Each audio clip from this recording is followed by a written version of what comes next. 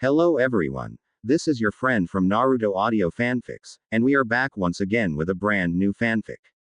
Which is what if Naruto became the true sage of the nine paths, and Hinata, Konan, Yugito and Kurotsuchi followed his legend Part 1.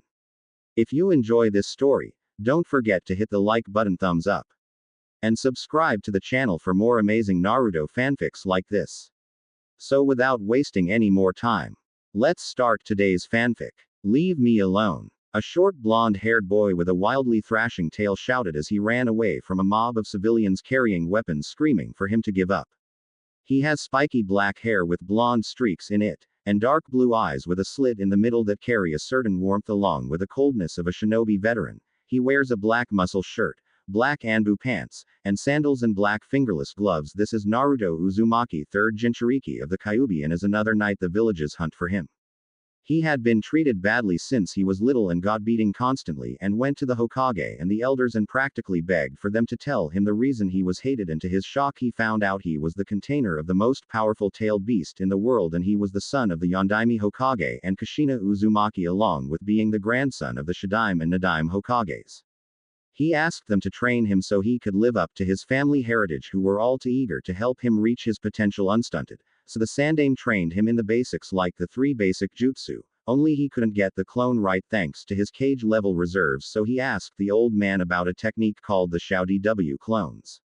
It was an A- ranked kinjutsu that allowed the user to split his chakra separately and had a memory feedback ability allowing the user to gain the knowledge from a dispelled clone, which boosted his studies immensely to where he already had the advanced teaching mastered while he did the physical exercise, and found out his body healed itself and got stronger after severely injuring himself or training to the point of exhaustion. He also found out he was immune to the mental backlash of the clone memory training, so he used 1,000 clones each day to train in chakra control, basic weapons, chakra theory, manipulation and history, along with the study of bloodlines, and dislike the Sharingan instantly. Sure, it's a good tool, but to copy someone else's hard work is disgraceful and disgusting. Sandaime also trained Naruto in the monkey fist style that uses agility and strength of a monkey to deliver crippling and fast blows to the enemy, which Naruto mastered easily thanks to sparring with his Kage Bunshins non-stop, and taught him the art of Bojutsu, which he was actually forced to on the defensive from Naruto's natural ability to take a style to a whole new level involving taijutsu into the mix, making him unpredictable in battle. In a total of 3 weeks Naruto mastered all the teachings the Sandaime taught him, and was sent to Koharu and Homura for genjutsu and ninjutsu training, which he surprisingly excelled in thanks to his fun-tuned chakra control from the constant stream of clones doing chakra control exercises that were made for Uzumakis and Senjus.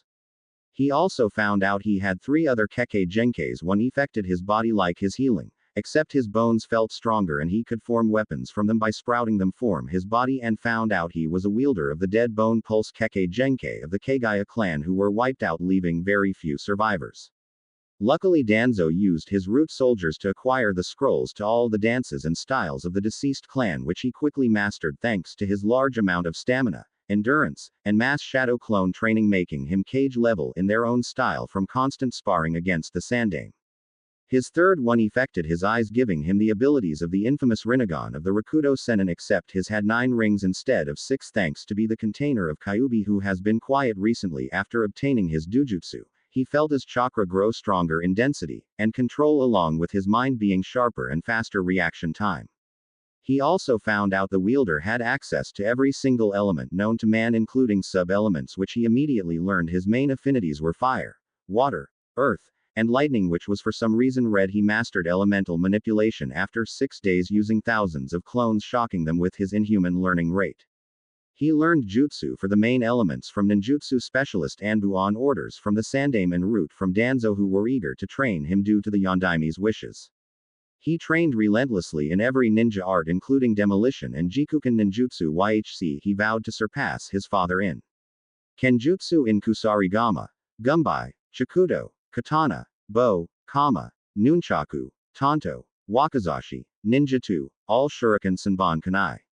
He also had a stronger version of his mother's chakra chains, which had sharp blades on the ends, making it even more deadly, and incorporated this ability into his fighting style, allowing him to fight multiple enemies better thanks to the constant sparring with clones and Sandaime.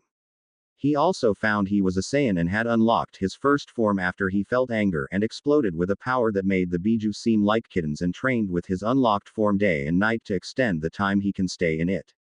Naruto also was able to use the separate part of chakra for ki, physical energy, and reishi, spiritual energy. His mother's scrolls showed him how to use them and had techniques for them, also allowing him to shoot shockwaves from his hands, and throw ki blasts from a distance with enough power to overpower a tailed beast ball.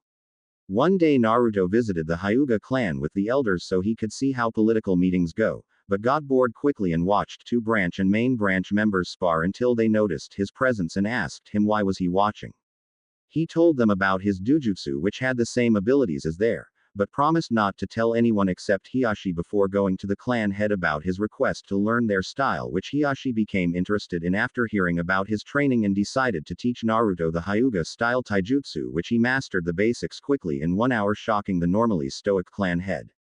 He asked him why he used shadow clones, so Naruto told him why he used him, making the Hyuga clan head to cackle in laughter at how a 4-year-old solved the problem the cages couldn't, and was going to tease them at the next meeting, getting an amused chuckle from Naruto, who helped the clan head loosen up and met Hinata and Hanabi, who were the same age as him.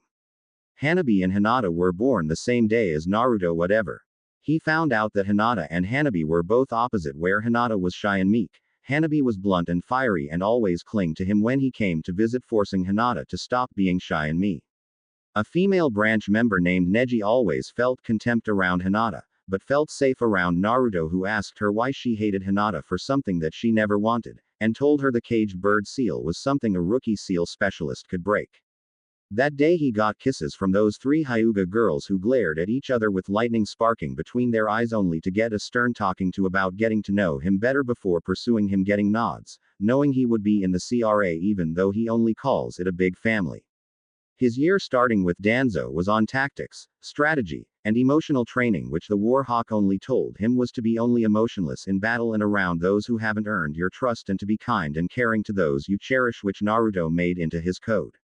Naruto also found out that one of the Root Anbu was stationed as his personal medic and was one of his dad's students, who was surprised to see him and explained to the elders and Hokage at how Kakashi lied to her about Naruto being dead, which made Naruto make a note to beat the shit out of the Inu masked Anbu, which she blushed at how protective he was of her. Naruto also asked what happened to Danzo's arm and told him that it was severed in the war, along with getting the nerves in his legs damaged, making him unable to be a shinobi. Naruto surprised them by not only fixing his leg and giving him a new arm, but used his physical energy to reverse Danzo's age to his prime, which nearly exhausted Naruto to unconsciousness, and asked the young Saiyan as to why he did this, only to get a smile. Because what kind of grandson would I be if I allowed my family to suffer? That statement made the normally emotionless Danzo cry with tears and hug him tightly, thanking him by showing more emotion around his teammates, which made them smile at how a young boy was able to change people, and Sarutobi decided to give him the contracts for the Phoenix, Salamander, and Crow from his Genjutsu and Ninjutsu trainer Itachi Uchiha, the Salamander from Danzo and the Phoenix from his mother, with all 3 summon bosses agreeing to the multiple contract signing. Once he reached 5 years old, he was already a prodigy, stronger than Itachi Uchiha, and was heading toward the Hokage's mansion for his birthday, with the other clans being invited from the Shinobi Council, which he was thankful for, since he loathed the Civilian Council for how much grief they caused him and his Gigi, only for a mob to chase him into an alley. Now he knew they hated him for being a Jinchuriki, but he's gonna show them he will not tolerate their threats against him anymore. Naruto sensed the mob getting closer, except he felt his senseis and surrogate family on the rooftops. Today is the day you die, so be a good little demon so we can finish what the Yondaime started. Screeched a pink-haired woman who ran at him with a kitchen knife, going for his heart, not seeing his purple metallic eyes and the hate boiling in them.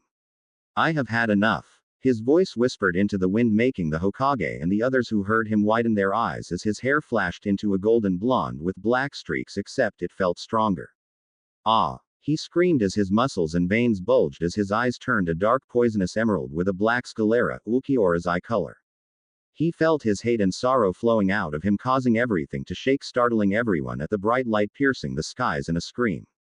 Naruto remembered all the looks, beatings, and insults he got from being the container, the feeling at wanting to destroy them, and felt something snap in him and tossed his head toward the sky.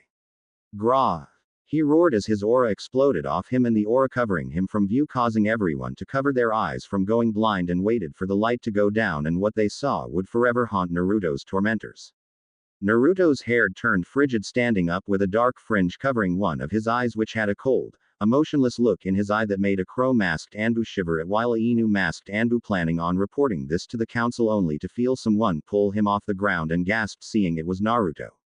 "You are the one who told Rin-chan I was dead," he replied coldly, making everyone, even the Sandaime, flinch back as red Yuki began to cover him, turning his eyes to a burning red with a black sclera with a vixen inside him looking at him with wide eyes.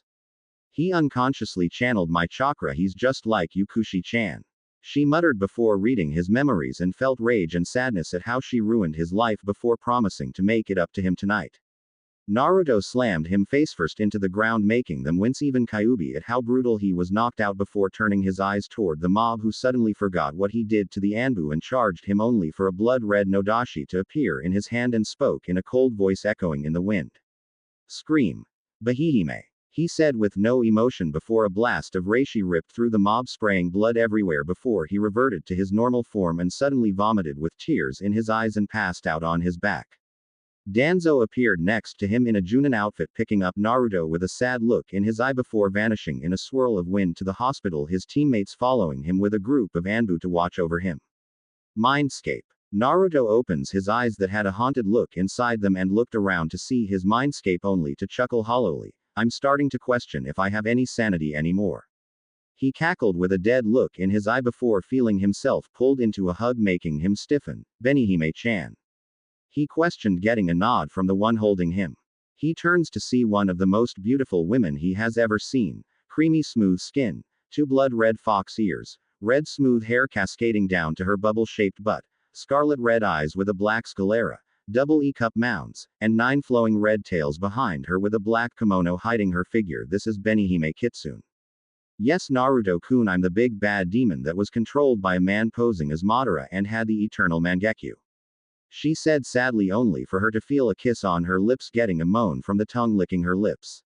"I forgive you, Benny-chan, it isn't your fault," he said warmly, his eyes now filled with a warm light, making her blush, and noticed a scroll behind her and noticed her innocent look, getting a smack on her rump. "I present to you the Kitsune summoning contract. Kushina-chan asked me to give it to you when we first meet," she said as he signed his name in blood before talking about training in her Yuki and many other things, till he noticed he was fading away. "These years will be great, Benny-chan," he murmured before disappearing back to the real world. Outside Mindscape. Naruto snapped his eyes open to dodge a stab from a kunai in the hands of a rat-masked Anbu, and bisected him at the waist and used a Kaden jutsu to burn the body, just as Danzo and his daughter Saya came in with her looking over me for injuries. Honestly, her crush on him is too obvious. He told them he was fine and about meeting Kyuubi along with the summoning contract and her promising to train him in using her demonic chakra, which Danzo agreed to since it could make him more powerful even though he can beat all 3 of the Sannin. Time skip. 5 years later, age 10. Naruto sighed as he looked at the beautiful woman beside him. Violet hair, porcelain skin, yellow snake-like eyes. She has a huge double E-cup, standing at 5 feet 8, same as him, and she wears a black battle kimono with black Anbu pants underneath and blue shinobi sandals with a purple-colored blade at her waist. This is the boss summon of the Hubby clan, Manda, who became quite attached to him after finding out about his status in the CRA, but stated she would be the alpha along with Benihime, which I agreed to. In the coming years as an apprentice to Danzo Shimura, he learned a lot to make even Madara Uchiha green with envy. He mastered his Saiyan abilities, Ki and Reishi, stronger than the 7 SM in Kiri and Kenjutsu, Ninjutsu surpassing Old Man Hokage, Genjutsu are more deadly than Itachi's, to where he only has to glance at someone or point at them to put them in one. His taijutsu is monstrous thanks to my ability to get stronger from recovering of exhaustion, and as a Sealing Lord a rank higher than a Sealmaster in everything. He has mastered Benihime's Yuki all the way up to 9 tails after signing the Toad contract, where he had to beat the shit out of Bunta for insulting Manda and got the key without that failure of a godfather knowing, which he found out didn't care about him and only trained his dad was because of some prophecy, and had the elder Toads make him the main summoner since Jiraiya has neglected his godparenting duties. He also mastered his father's Hiraishin no Jutsu, shocking Hiruzen before screaming out that he was a Kami damn genius, which embarrassed him to no end. It wasn't that hard, it was like a summoning seal, all he had to do was go with the pull. Right now he is standing at a height of 5 feet 6, he has a black high-collared shirt with the Senju crest on the back, black wristbands with storage seals, black Anbu pants with red medical tape tied around his shins, black combat boots, a red rope belt tied around his waist, his Nodashi Benihime sheathed behind him while his tail is tied around his waist. This is Naruto Senju Uzumaki Namikaze, and right now he is heading to start his first year of the academy to try and make friends, but he told them if they insult him on the first day the gloves come off. Naruto looked toward Manda, who nodded before transforming into a small snake and wrapped around his shoulders, nuzzling his cheek before walking to the classroom where the clan heirs were, only to hear a bunch of loud noise making him sigh at how loud these people are. When he walked in, everything became quiet due to the air around him that screamed danger, making some give him wide berth while the males gave him glares trying to intimidate him, only to recoil at the look of intent to kill in his dark blue eyes behind his golden streaked hair, while some girls crowded around a duck-haired brooder swooned over him. "Hey Naruto-kun!" Hinata yelled, getting a smile from the Saiyan, and walks to a sit beside her, ignoring the glares sent by the brooder and mud, and talked about all that happened during the years. Naruto told her about his training and his summoning training, which shocked the girl at how powerful her Naruto was becoming, and wondered if Manda could teach her. A scar-faced man walked in with a silver-haired man that glared at Naruto only to get a cold look, making him shiver, not knowing he was trained by Danzo and passed out test papers around, but Naruto's had a genjutsu on it that he dispelled and answered all the questions correctly. He no longer cared about the council's opinion. If they wanna do something, bring it on. Iruka was grading his paper and gawked at seeing Naruto score a 100 and announced it out loud, getting looks od disbelief, lust, envy, and jealousy till 2 shrill voices sounded out. "Sensei. He cheated, there's no way he did better than Sasuke-kun." Everyone had to cover their ears, including Naruto, who slams his fists on the table and flared his spirit pressure, causing to slam into the floor face first. "I swear to Kami. If you disgraces of a kunoichi screech like that just to impress that faggot, I will turn you into ash." He roared at them, his dujutsu activating, scaring everyone except Hinata, who was looking at him in awe before the pressure is let up and he sits down trying to clam down his temper. Naruto feels 2 people staring at him, looking to his left out for the corner of his eye to see a white-haired woman nodding to the outside, while Sasuke is glaring at him with anger at seeing his eyes that reminded him of the Sharingan, planning on taking this to his father. Naruto nodded at the white-haired girl while Benihime is telling him that's Kami, under an illusion, making him wonder what a goddess wants with him. Class went outside for taijutsu sparring, which was pathetic, with fangirls turning sparring into catfights.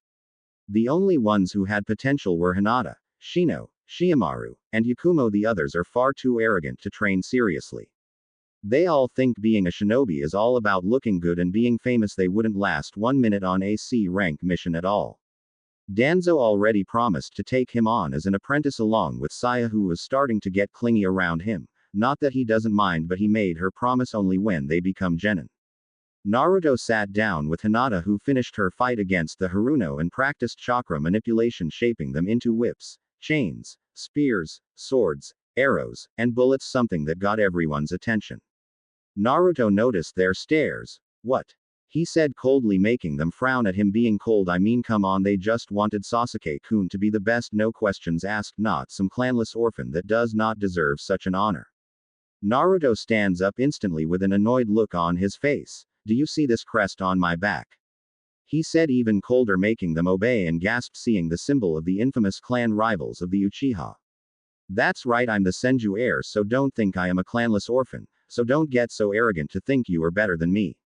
He sneered at Sasuke, who glowers at him. "What the air you looking at, trash?" he said coldly, seeing the looks of jealousy on the brooder's face. Iruka sees this and stands between Naruto and Sasuke with his fangirls. "Get out of the way, sensei. If this prick thinks he can act so smug and thinks he's Madara's descendant, let him show his claim if he has the skills to back it up and not be a copycat like his jutsu-thieving clan." Naruto taunted, making the passing shinobi wince at his voice getting colder every second, while a group of Uchiha passing by wince in remorse at how far their clan has fallen. Hokage Tower ==. Danzo smirks, seeing his grandson take the arrogant students down a peg while cackling inwardly at Naruto shutting them up by calling out his heritage, uncaring of the consequences, already knowing he can destroy the other villages if he wants to. Kaharu sighs in sadness seeing such hate in his eyes at one of the most prominent clans. I guess it was inevitable that Naruto would harbor hate towards a clan that was responsible for his parents' death in a way. No doubt Fugaku is gonna be pissed at the meeting today since the elders are trying to kill his friend's son. Naruto is wanting to have a reason to talk to him. Homura said in a bored tone, already disliking the council even more, especially for trying to turn Naruto into a weapon. The door suddenly opened to show Saya, who had a look of distaste in her eyes. To-sama, the council has demanded that Naruto be brought to the council room now for having power that should belong to the Uchiha. She said sarcastically, making the snicker at her jab toward the Uchiha's manhood. Danzo sighs before moving toward the council room, already knowing one of the Anbu will try and drag Naruto to the council forcefully only to get an whipping. Back with Naruto. Naruto gives the Uchiha a cold look, not showing any emotion, which pissed him off at how he looks like his older brother, and spoke. Anbu, if you do not go away in the next few seconds back to your dogs of a civilian council, this grass is gonna be stained red with your blood. Everyone jumped back from the dark edge in his voice while looking at him with disbelief at how he insulted the council. How dare you insult my mother, you baka? Sakura screeched, only to get an uncaring look from Naruto, who snorts before walking toward the bleachers with his friends looking at him worriedly at the emotionless look in his eyes. Naruto sits down before unsheathing Benihime and began cleaning its red blade carefully, only to stop noticing the Uchiha's greedy look, making him flare his spirit pressure. If you any think of demanding Benihime, I will make sure you will not reproduce anymore. He said darkly, making him pale before glaring. I will get that sword, Dobi. Only a Uchiha can wield it properly. He sneered inwardly, only to see both councils approaching and gained a smug grin at seeing his father. Where is Uzumaki? A fat man shouted arrogantly and noticed the village's favorite punching bag before strolling up to him, only for a dark voice to freeze everyone. What does the council want? Naruto said coolly while continuing his cleaning of Benihime, who was vibrating in pleasure at her container's care of her and worry seeing his body as tense. Makoto sighed, knowing some people are going to get memed, and blushed at seeing Naruto's muscled body, not seeing his gaze on her. The council would like you to explain why you have the Senju crest on your clothing. Makoto asked politely, with the council nodding, only to get a piercing look from the 10-year-old boy, making them shiver at the cold look in such young eyes. Naruto snorted in annoyance, because the Uzumaki and Senju are cousin clans thanks to the marriage between Mito-sama and Hashirama-sama, so that basically makes me heir to both clans. End of discussion. Said an annoyed Naruto, who sheathes his nodashi, ignoring the fuming civilians while some of the shinobi frowned at his disrespect of the council. One of the more idiotic ones tried to snatch Benihime away from his belt, only to get knocked into the wall, causing it to collapse, shocking them at his physical strength. I said end of discussion, and do not think I will be on a team with the Banshee and Emo along with that perverted Cyclops just to stunt my growth. He said, sending a cold look toward the civilians, who look away nervously. Oh, and if you try and attack me like you did 5 years ago.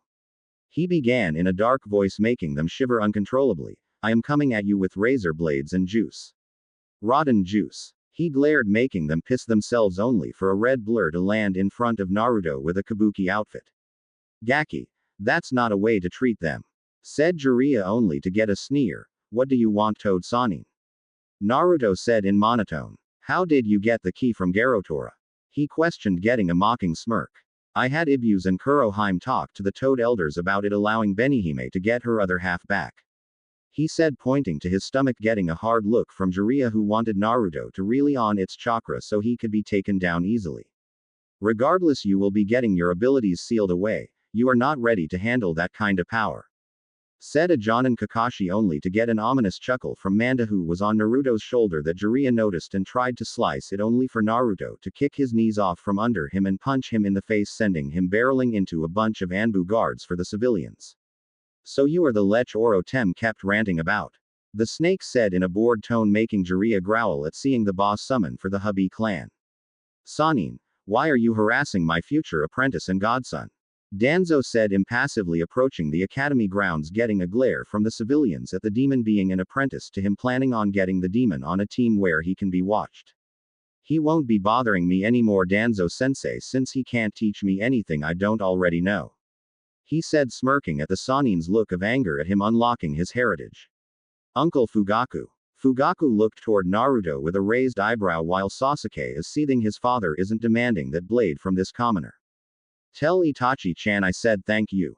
Naruto smiled warmly, getting a smirk from Makoto and Fugaku at Naruto already finding about Itachi's real gender, planning one teasing her later while Sasuke is livid at him knowing his brother so casually. This isn't over, Naruto. Jiraiya said before walking away to plan how to get Naruto back to his normal hyperactive self so he can be easily manipulated just like it was stated in the prophecy. Not knowing the toads told Naruto about it and told them it wasn't even real.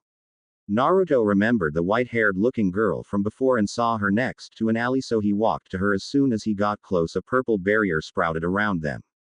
A mix of a silence, blocking, and chakra masking seal. Impressive, Kami-sama.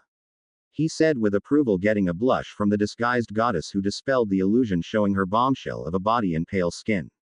Naruto-kun, I'm assuming you know what happened about the attack on your birthday. She asked seriously, getting a nod knowing Benihime was being controlled. Naruto. That man wasn't Madara Uchiha, that was one of your father's students, Obito Uchiha, who wants to capture all the Biju to resurrect the Jubi. She said gravely, getting an incredulous look from Naruto and Benihime in the seal. As that man nuts, the Jubi is not so easily controlled. She was attacked by greedy humans, causing her to become enraged. Benihime shouted hysterically. Kami sensed Benihime's comment and smiled slyly. Naruto-kun, how about you become the new Jubi instead? She said innocently, getting a knowing grin from Benihime. Sure. Besides, I've been wanting to release Beni-chan from the seal. Okay, Naruto-kun, but I have one condition. What is it? I want you to take me as one of your mates. Are you sure, Kami-chan? Deadly sure. Naruto-kun. She said before her and Naruto bite each other as a black cloak of Yuki surrounds them as two marks of a black wolf with 10 tails appears on their collarbones while Naruto drops to his knees in discomfort at the feeling of his bones and muscles snapping and repairing themselves while he felt his body getting stronger and his hair changing. The feeling stopped before gasping at his features. He now looked more muscular with a more defined build, his whisker marks more defined, while his hair looked more black and smooth, seeming to reach toward his back while the bangs covered more of his eyes. Kami stared at him with lust before wiping away a trickle of blood from her nose, getting an amused snort from a red-haired woman next to her. Beni-chan. Naruto said happily before kissing her with all his passion and love, leaving her dazed. Remind me to do that more often, Kami-chan, said Benihime in a lustful tone, getting a giggle from Kami which sounded angelic in his ears. Naruto dropped the barrier before walking home with Benihime and Kami, eager to get to know each other better, only to see a red moon in the sky and the smell of blood, getting narrowed eyes from Naruto. Kami-chan. Beni-chan, go get Gigi. He ordered as he rushed into the Uchiha compound while the other two get the Hokage. Uchiha main house . You will not live, Fugaku. You have outlived your usefulness. A masked man said arrogantly before stabbing Fugaku through his chest, getting a pained scream from the man while Isami or Itachi guards her mother with Sasuke knocked out. Isami. Take your mother and go. He gasped out, getting negative nods from his daughter, not wanting to leave him, only for someone to chuckle sinisterly. So you show yourself again, Obito, said a cold voice, turning to see Naruto standing on a power pole looking down at the masked Obito with his eternal Rinnegan blazing with fury at seeing the reason for his life. Finally giving up Jinchuriki. He chuckled only to get an amused chuckle from Naruto, who was surrounded by a black Yuki cloak, 6 tails swishing behind him. I'm not the container anymore. I freed Benihime, which means she is immune to your Sharingan thanks to me while I was turned into the new Jubi. He said, showing his eyes having 9 tomos, making Obito glare at him for ruining his plans. He launched a barrage of fireballs at Naruto, only to his shock they got absorbed. Growling, he blurred behind him to slash through his back, only to his shock the sword slipped through him. You didn't think I wouldn't know about one of my own techniques, except I am not as limited as you, Obito. Naruto said before socking him in the gut 5 times in 1 second, sending him crashing into one of the houses. Obito launches himself out of the wreckage, engaging Naruto in a bout of taijutsu, not knowing he is a master Jukin, which he found out painfully, making him pissed off at being beaten by a child no less. Kaden. Karyu Enden. He shouted as he fired a stream of white-hot flames at Naruto, who countered with his own, except his was green, shocking Obito, who had to shunshin to avoid getting burnt to death, only to cry out in pain from his arm getting severed and burned. He decides to retreat knowing he can't win. You win this time, Senju, but mark my words, I will get all the Biju even if I have to plunge this world into darkness. He said insanely before vanishing in a swirling vortex just as the Hokage and squads of Anbu arrived. Naruto ran to a dying Fugaku who smiled seeing him. Don't cry for me, Naruto. I lived a happy life with my family. He coughed out, getting tears of denial from Naruto. Come on, uncle, you're not gonna die, I can save you. Naruto yelled at him, desperately trying to heal him only for his healing chakra to be rejected. That kunai was poisoned. I don't have much time left. He said sadly before coughing up more blood before looking at Isumi and Makoto. Take care of Isumi. And Makoto, I know you love them despite your age, take care of them when I couldn't. He rasped out before closing his eyes with a sigh, getting a howl of sorrow with Isumi and Makoto trying to comfort him as his sobs racked his body. Naruto's eyes snapped open, his eternal Rinnegan blazing. Obito. He roared to the heavens in hatred and malice, vowing to destroy him and whoever stands in his way. 4 years later, age 14. Wake up, Naruto-kun. Hinata whispered while sitting in his lap, getting half-lidded eyes holding nothing but warmth and boredness. Hina-chan, I already know I'm going to be apprenticed to. You on the other hand have to deal with Kiba's perverted antics and Kurenai's feminist ways, which are annoying me. He said coolly, already knowing the Chunin at the tower can hear him. Hokage tower . The Chunin around snicker at a depressed-looking Kurenai. I'm not that bad, am I? She shouted pleadingly only to get blank stares. Yes, Anko said bluntly, making her cry anime tears until she saw Hinata groping Naruto's while no one was looking, making everyone jaw drop at a Hyuga being so perverted. I am still having him as an apprentice, that's final. Danzo said, staring at a fuming Kakashi who was to get Naruto on his team where he could make sure he wasn't getting too powerful, but it looks like Danzo saw right through him, so he put on a strained smile. At least I got the Uchiha air. He said smugly only to get a snort from Danzo and Homura at the Uchiha, thinking he was better than Naruto. Hatake, Sasuke-san will never be better than Naruto because he is too arrogant and focused on trying to avenge his father to look for help and do not think using his status will make Naruto train him. Danzo said coldly, getting glares from the other Uchiha supporters. Makoto, a reinstated Chunin, groaned looking through the crystal ball to see Ino and Sakura moving towards Naruto and Hinata, who were making out, getting everyone's attention. Again I ask, why were they allowed to pass? Kaharu questioned. I really wish I had let Naruto get rid of those pests on the council and save us a headache. Danzo ranted, getting nods of agreement except Kakashi, who felt the academy should fall under civilian control. Back with Naruto. Him and Hinata were just making out, ignoring everyone's blushing till two annoyances bothered them. Hentai. Stop that right now. Ino and Sakura screeched, getting tick marks from Naruto and Hinata, who were getting ready to kill them. Team 7 Sasuke Uchiha. Sakura Haruno, Yada. Shut the up, Sakura. And Kiba Inuzuka. He announced while Hinata was doing a little jig on the desk in front of Naruto, giving him a free show, while Sakura screeched about true love only for Naruto to slam his hands on the desk before trying to slice the banshee in half, only for Naruto's friends and Anbu senseis to dogpile him. Get the off of me, I'll kill her. He roared, struggling to get them off. Naruto, she isn't worth it. Anko yelled at him and is struggling to keep him down, with Guy in his gates mode being quickly overpowered. Just one single nick. Come on, she won't even feel it. Naruto frothed at the mouth like a wild animal while Sasuke's fangirls backed away from Sakura and Ino, not wanting to get turned into mincemeat. Sakura and Ino screeched before running for their lives, with a pissed off Naruto flinging ki blasts one after another, blowing up parts of the village till he was tied up and brought before the council with a scared Ino and Sakura. You got to the count of 5 to get these things off me or we are going to have a problem. Naruto said calmly, making them sweat nervously, knowing when he gets pissed shit gets blown up. 1. Naruto, no need to do anything drastic. 2. Masuko, you can kill them later, we have an A- rank mission to do now.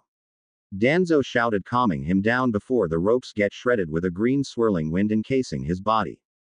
3 weeks later, Team Senju became the most infamous team for completing 50 missions of each rank, making a lot of people green with envy. When Naruto wasn't doing missions, he was making out with Makoto and Isumi, who moved in with him at the Senju compound. He also reclaimed his grandfather's sword from a Konoha missing nin named Aoi who boasted that no one could defeat him with the Raijin no Ken only to get decapitated by an irate Naruto. Naruto quickly made elemental Rasengans for every element he knew including gravity, and recreated Hitaki's prized jutsu in its stronger form and quickly made different variants of it and could channel it the Raikir and Chidori through his other weapons. Instead of being Genin, he was a Tokubetsu Genin which allowed him command over Genin while being under command of Chunin and up. Saya taught him her ink painting ninjutsu which he took to a fish out of water and could make the images faster than she could at her best. Most of his missions were solo and involved guarding or escorting the daughters of the daimos. Some were flirty, blunt, seductive, or outright bold, and once they found out about the the princesses Yukie, Haruna, some other girls named Shion, Hotaru, and Hokuto promised to share him next time they meet for the Chunin exams. He also had his own entry into the International Bingo Book, listed as an X-class threat, flee on sight. His moniker was the Dark Maelstrom, but it attracted some bad attention, especially his dujutsu and his status along with his Saiyan abilities, wondering how someone managed to find that out. He had ninjas from other villages trying to capture him for breeding purposes, especially those from the Amazon and Nadeshiko villages, which he often commented was carpet liquor country. He has some foul-mouthness when he wants to he, which he got glares for that only for stating the truth. Nearly every one of his pursuers were kunoichi. He also found out that a female Jinchuriki Kage Yugura had also taken an interest in him due to his demonic nature that attracted her like a mate, which led to them battling it out with him as the winner gaining a loyal mate in demon terms, which Benihime and Kami teased him about along with Makoto and Isumi. Now, Naruto, Saya, and Danzo are running toward Wave Country since Kakashi in his wise wisdom decided to call for backup one day before the attack on the bridge, noting Zabuza Momochi will be there, making Naruto narrow his eyes at the man who nearly killed his water princess, fitting name for Nae. Naruto is wearing a black cloak with the Senju symbol on the back, black Anbu pants, black gloves, black shinobi sandals, and a black mask with the eyeholes being two tomos with eccentric circles around the front, and a large gumbai with an unbreakable chain attached to his wrist via seals for it being endless strapped to his back, while his gloves carry seals for every single weapon he mastered. Danzo headed toward the bridge to protect the client while Saya and Naruto went to the client's house to see two thugs dragging a black-haired woman out of the house, only for Naruto to swing the blade of his Kusarigama, slicing their heads off while catching the civilian woman, who blushed, feeling his muscles under his cloak while staring at his beautiful dark blue eyes.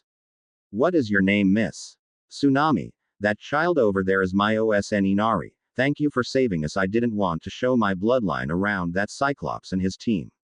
She spat before her form shimmered, showing she was wearing the standard Leaf Junin outfit with a tanto strapped to her back while her arm had the symbol for Uchiha, shocking him till he saw her eyes morph into the three-sided shuriken. "Mangekyo." Saya breathed out, shocked. Naruto turned his head toward the bridge. "It seems Gato is heading toward the bridge with his men, and it seems two Kumo teams are sneaking toward the bridge, most likely to capture me. I'll stay here and watch the house go after San, Itoko." She ordered, getting a salute before vanishing in a black flash, leaving Saya and Tsunami to guard the house.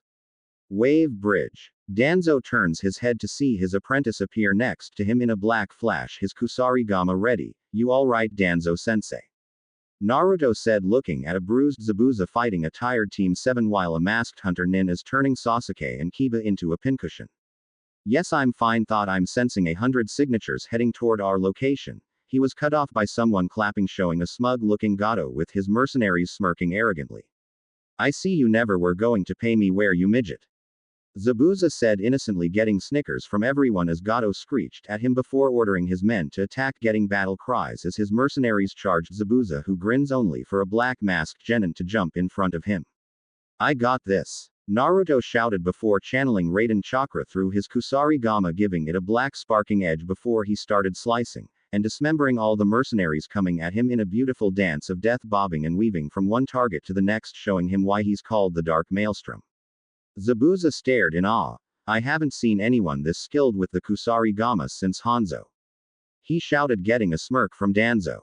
"That's because he is a master in all ninja arts, especially weapons of all kind, plus he's the heir of 3 great clans and direct descendant of the sage himself," Danzo said proudly, planning on rubbing it in the face of every Junin at the Chunin exams that he trained the most powerfulest genin in history. Zabuza stared with bulged eyes at how masterfully he used the weapon used by the legendary Hanzo the Salamander until he reached Gato, who pissed himself in fear as Naruto picked him up by his throat and started pleading to give him anything he wants. I want you to die. He roared and swung the weighted end, channeling Bakuden chakra as it hit, causing Gato to explode in a shower of gore, making them blanch at how brutal he is, except Danzo and Zabuza, including the masked hunter Nin. Naruto suddenly caught the blade of a Raiden-covered katana, not even flinching before clenching Shi fist, causing the sword to explode in a shower of metal strips, causing the assailant to jump back, showing it to be two Kumo teams. What are you doing here, Kumo Nin? Naruto asked coldly, making one of the blonde-haired girls raise an eyebrow at how cool he sounds, until one of the more arrogant Nins spoke up. The Council of Kumo has ordered you to surrender yourself, to give it up. Naruto stared at him, only for him to take his mask off and put it in a seal on his wrist, showing his handsome face, making the females blush, especially a cat-eyed blonde and a red-haired girl. Naruto sealed his Kusarigama away and unsheathed Benihime slowly, its blood-red blade gleaming beautifully, making the cat-eyed girl along with the cold-eyed blonde Samui back away at the intent to kill, rolling off of that sword. Scream. They paled as he whispered the attack that shredded a whole Anbu squad in one move. Benihime. Naruto shouted as he slashed, sending a blood-red blade at the Kumo Nin, who spoke instantly, causing him to turn into a shower of red mist, getting scared looks from them at how he easily destroyed one of their teammates. Raikage-sama has asked for your audience, Naruto-san. Samui asked politely, inwardly frightened at his piercing look, till he sighed and looked at Danzo, who nodded. Lead the way. Naruto said, annoyed, wondering if he was gonna have to meme the next person who annoys him, until he sees a pair of chakra cuffs slammed on his wrists by a smug-looking redhead. Raising an eyebrow amused, his hands twitched and the cuffs suddenly exploded, making their eyes bulge at him, breaking such strong cuffs that blocked off any access to chakra, and he broke them with physical strength alone. Like that would work on me, let's go. He said coldly before tree jumping toward Kumo, with the two teams following, leaving an amused Danzo and a fuming Team 7, while Zabuza and Haku were thinking of joining Konoha. Kumo 3 hours later. Naruto and his escort soon enter Kumogakure no Sato, which he noticed looked more lively than Konoha, which was exhilarating to him, seeing children playing while the adults gave the cat girl nods of respect and admiration, making him know instantly the girl was a Jinchuriki. He stopped when an Anbu team appears in front of him and instantly shunshin him to an interrogation room where the others are. Naruto saw he was in an interrogation room behind bars with the two teams from before, looking at him with pity, only to get a rude snort which pissed them off severely.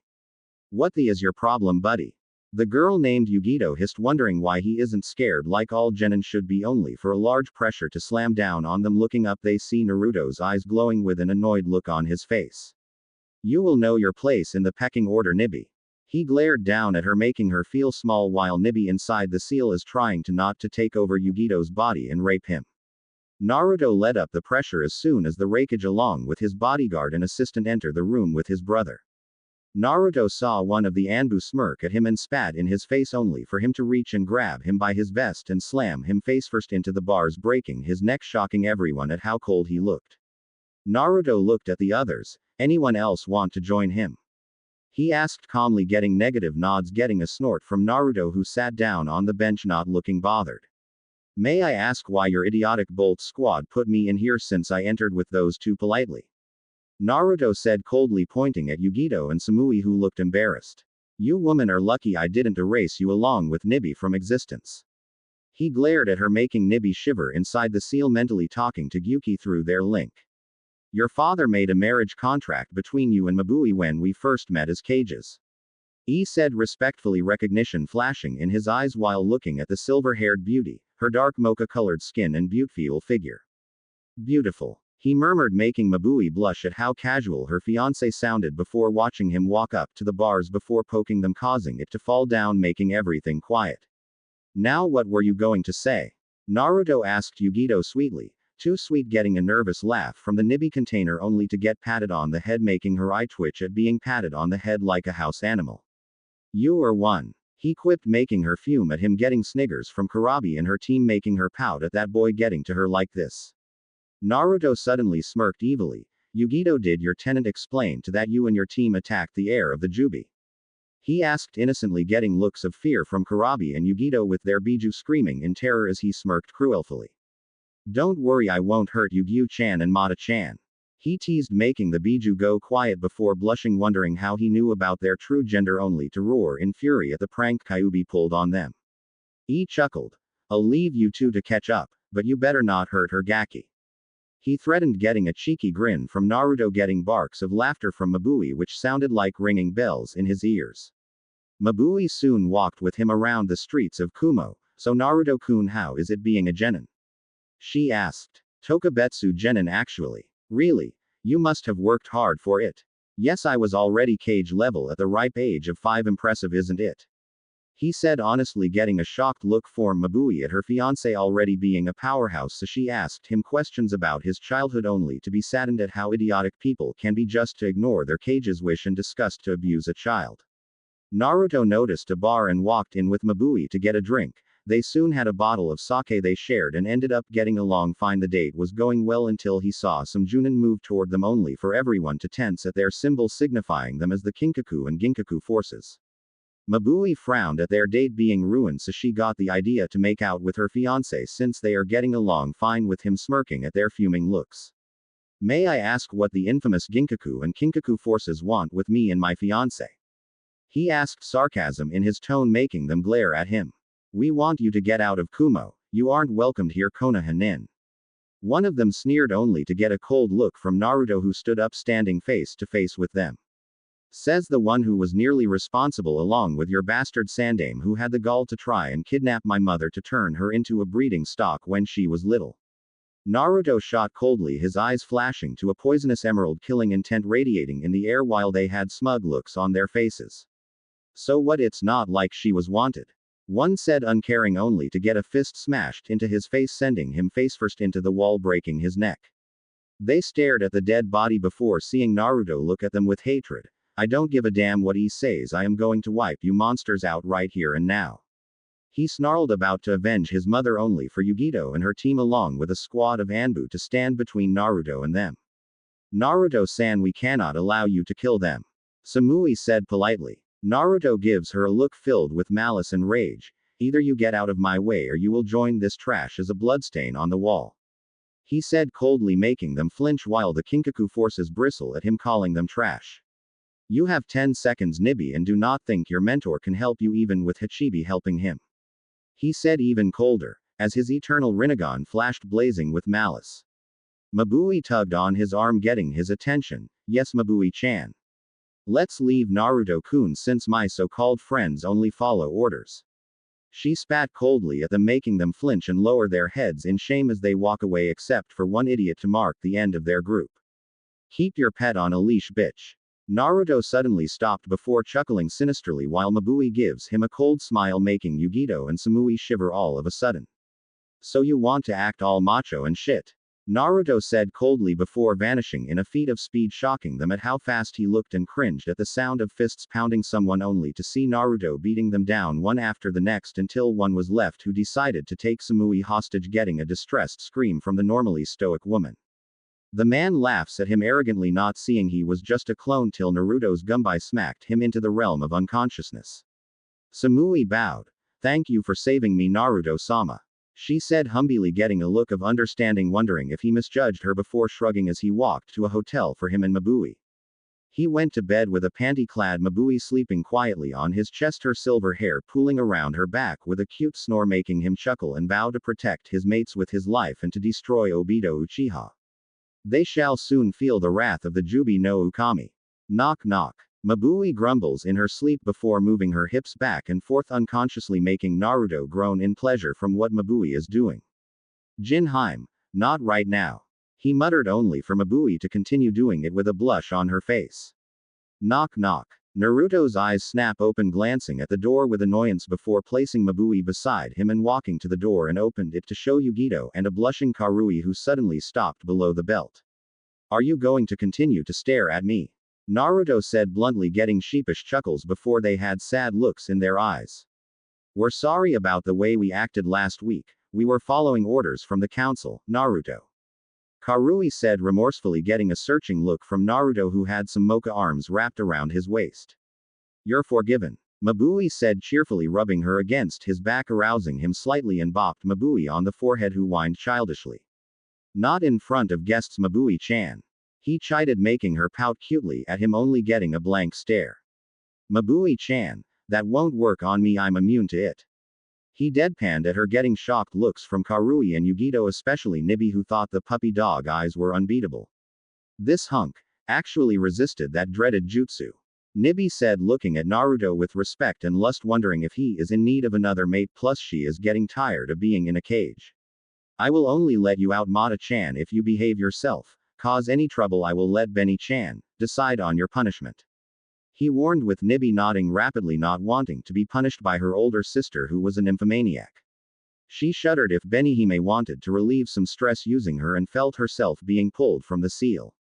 Naruto pulled out a night blue chakra before setting it on the ground, as it took the form of a tan-skinned woman with a massive G-cup rack, wearing a blue battle kimono with two swaying tails behind her and a Cheshire grin, before jumping in Naruto's arms, kissing him lustfully, which he gave her a smack on the, making her whimper before standing down, getting jaw drops from Mabui, Karui, and Yugito. This guy tamed Nibi. What did I say, Mata-chan? Naruto said sternly, making Nibi whimper at her loss of pleasure. Not to misbehave, Naruto-sama. She said submissively, getting a nod before purring as he scratched her ears and allowed her to stand up and stood beside Mabui, waiting for Naruto to get dressed, and watched him come out wearing a black high-collar shirt with the Senju and Uzumaki symbols on the back, black Anbu pants with a red rope belt around his waist with Benihime tucked into it, and black ninja sandals, and his headband tied around his forehead, leaving his eye covered slightly. You ready to go, Mabui-chan? Mabui nodded before shining to the gate, where the Raikage and all of her friends stood with gifts for Naruto, three in particular: a multicolored fan, a sword with the kanji for curse, a golden rope, and a gourd. The banana fan, the cursing sword, the binding soul rope, and the recording gourd. Naruto said in awe, getting nods from E and B. We want you to have them, they are yours by birthright. The man said honestly, getting a grateful nod before Naruto unsheathed Benihime and channeled his chakra through it and watched the items glow white before the blue aura on the blade turned a silver-white color, signifying the powers of the items were added into the blade. I was able to transfer the powers of the items here into my sword so I can use them more easily. The nin just gawked at him. He literally just said his sword now contains the powers of the four deadliest ninja tools wielded by the sage.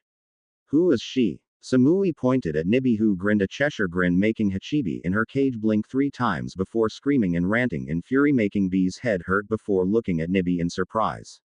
Nibi, he said in disbelief, getting wide eyes from everyone, even E. Nibi nodded with a teasing grin on her face. How'd you get out, kitty cat? B rapped badly, only to yelp from getting smacked on the head by Naruto's sheathed Zanpakuto. B, what have we discussed about rapping? Naruto said in irritation, getting a roll of eyes from Kurabi. No rapping, unless you got any talent. He drawled, getting stares from everyone, even Hachibi. Did he actually make a good rap? They thought in disbelief before snapping out of their thoughts at Kurabi's voice. Ado wants freedom too, and I won't have to worry about not having my Yuki. She's allowing me to keep her power even though she'll still have it. Naruto nodded before he pressed his palm on B's stomach and pulled out a grayish orb before it took the form of a dark-skinned woman, making nearly everyone's jaw drop at how gorgeous she looks. Hachibi wears a black long-sleeve jacket over a sports bra, black jeans with a black chain for a belt, and combat boots, her eyes a brown mocha, and black smooth hair flowing down her back. Hachibi looks around before her eyes landed on Naruto with a grin. She wrapped an arm around his shoulder. We are going to have lots of fun, Naruto-sama. She leered in his ear, making him smirk at her challengingly. That's if you can keep up, Hachi-chan. He teased, making everyone else making oohing motions while Hachibi grips him by his shirt and pulls him into her bosom, only to moan as he licked her chest. Mabui quickly hugged everyone before they stood next to each other. I'll visit with Mabui. Next time you remember, watch out for Akatsuki. He said seriously before they vanished in a black flash towards the Konoha gates. E smiled. That kid's gonna go far, I just know it. He thought before heading back to his office to finish his paperwork and get some training in with his brother, not seeing a Venus flytrap sink into the tree. Akatsuki HQ. In a cave with 9 members in a room, one with ringed eyes spoke. Report Zetsu. The plant man Zetsu of Kusa nodded. The Hachibi and Nibi are out of our reach now. The spy said grimly, getting looks of shock from everyone except one with a one eye narrowed in suspicion. Why is that Zetsu? The orange-haired man demanded. Naruto Senju Namikaze Uzumaki was able to release the Hachibi and Nibi from their hosts without killing them and gave them human forms, meaning they are more powerful now and their former hosts still are able to use demonic chakra. He said fearfully, making the room go silent. Even the masked man was quiet. The orange-haired man named Pain was in thought along with a blue-haired woman. My family still lives, he thought before nodding at his friend Konan. Forget him and focus on gathering the other tailed beasts if you can, and get more funds for our organization. Now go. He ordered, getting nods as they left one by one, leaving Pain, Konan and the masked man, who was shaking with rage and fury before punching a hole in the wall. That damn brat is messing with my plans, he growled, getting blank looks from them, but inwardly they were laughing their asses off at the guy who calls himself Madara. Does Toby need a band-aid? Konan asked innocently, getting a glare from Toby while Pain snickers quietly, making the man snarl at them before stomping out the room, passing by many snickering members of Akatsuki. Pain glanced at Konan. Make sure the information on Itoko is destroyed, Konan, he said before walking out, leaving Konan to herself before vanishing in a wave of paper to look over Nagato. Hokage Tower 2 days later. Naruto sighs walking through the street only to stop as he senses a signature with the same Yuki as Benihime, making his eyes widen. Ka-san, he thought before dashing inside the hospital, only to be blocked by a squad of Anbu with Jiraiya and Kakashi in front of him. Get out of my way, trash, he said coldly, his eyes turning a poisonous emerald, making some shiver and sweat while Jiraiya shakes his head. You are not getting to her, she is staying under our control and you are not allowed to arg. He cried out in pain from getting punched through the wall from a pissed off Naruto, who was enveloped in his five-tail state before turning to Kakashi and the others. Naruto blurred before launching a barrage of spin kicks to the Anbu and knocking Kakashi out with a headbutt to the face, breaking his nose in the process. Weakling. Snorting, Naruto walked forward only to stop and looked behind him to see the council moving toward him, only to flare his ki, stopping them in their tracks. Naruto stomped toward a fat civilian and grabbed him by his throat, his hand crackling with black lightning. Why did you hide my mother from me, bastard? He demanded, his Ryutsu flaring, making some of them sputter. We needed something to keep you under control should you go up against your betters, one of them said arrogantly, only for his chest to explode outward as it was pierced by Naruto's arm, with a cold, merciless look on his face before tossing the boy away and running toward the place where his mother was. Underground room. A few civilians were leering at Kushina's unconscious body, only for the door to get ripped off its hinges, showing an extremely pissed off Naruto, who spots them and charges them at immense speeds. Get away from my mother, he roared before launching Ryutsu blasts, painting the room red with blood as a white mask with the visage of a fox started to appear on his face, only for him to smash it to pieces before looking toward his missing mother's body, who was starting to wake up. Her green eyes opened and blinked, looking around till they landed on a black-haired boy with whisker marks on his face, shedding tears. Ka-san. Her eyes widened. Soichi. Naruto nodded before hugging his mother tightly, sobbing into her chest while she rubs his head softly before falling limp just as Anko came into the room. In here. Kushina's in here, she shouted to the others as the Sandaime along with the clan heads moved into the room to see Kushina singing to a sleeping Naruto. Makoto stares at the scene with tears in her eyes. He's finally at peace. She thanked Kami for giving Naruto a chance for happiness once again. Naruto suddenly groaned before his eyes opened and looked into his mother's green ones, showing love, happiness, and want, while hers showed worry, happiness, sadness, and joy, but Naruto suddenly looked back before jumping up with Benihime out in a fighting stance. Soichi. Calm down there, my friends. She hugged him, getting a hesitant nod from Naruto, who sheathes Benihime before standing beside his mother like a guard, which she blushed at. Soichi, I can handle myself.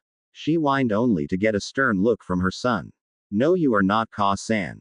He chided sternly, making her pout childishly, getting snickers from Makoto and soon making her glare at them before huffing indignantly.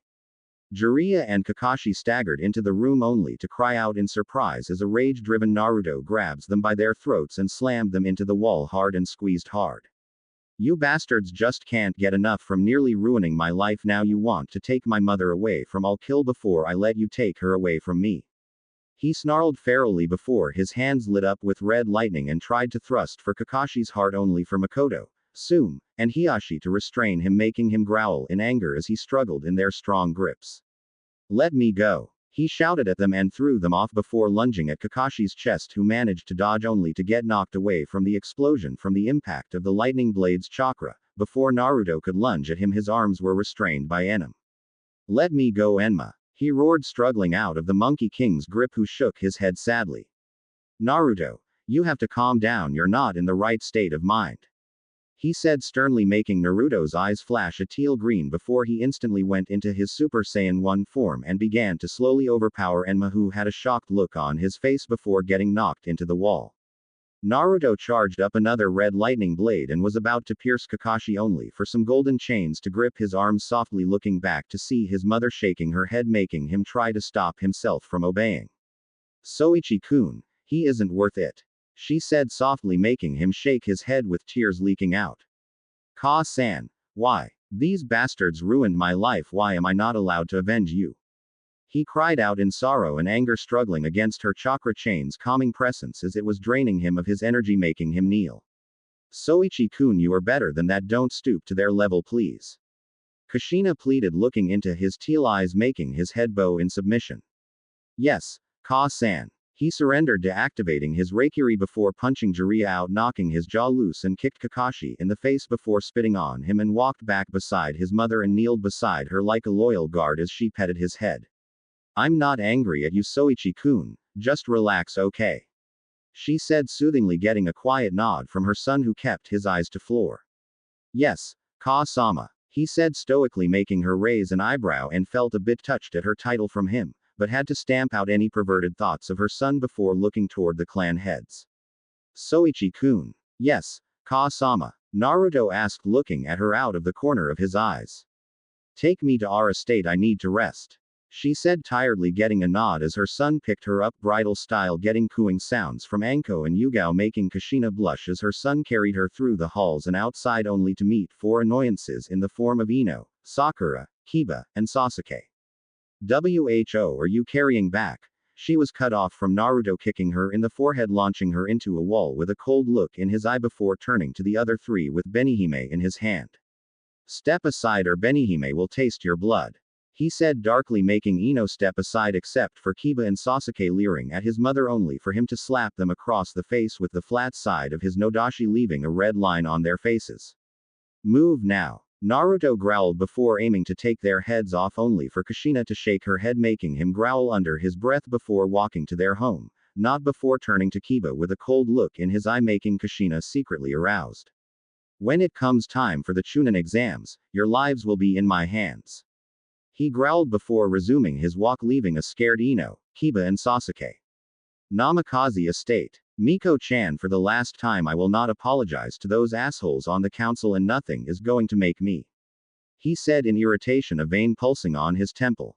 Naruto-kun, they're threatening to banish you, Makoto whined childishly, only to get a snort from Naruto, who finds that notion very amusing.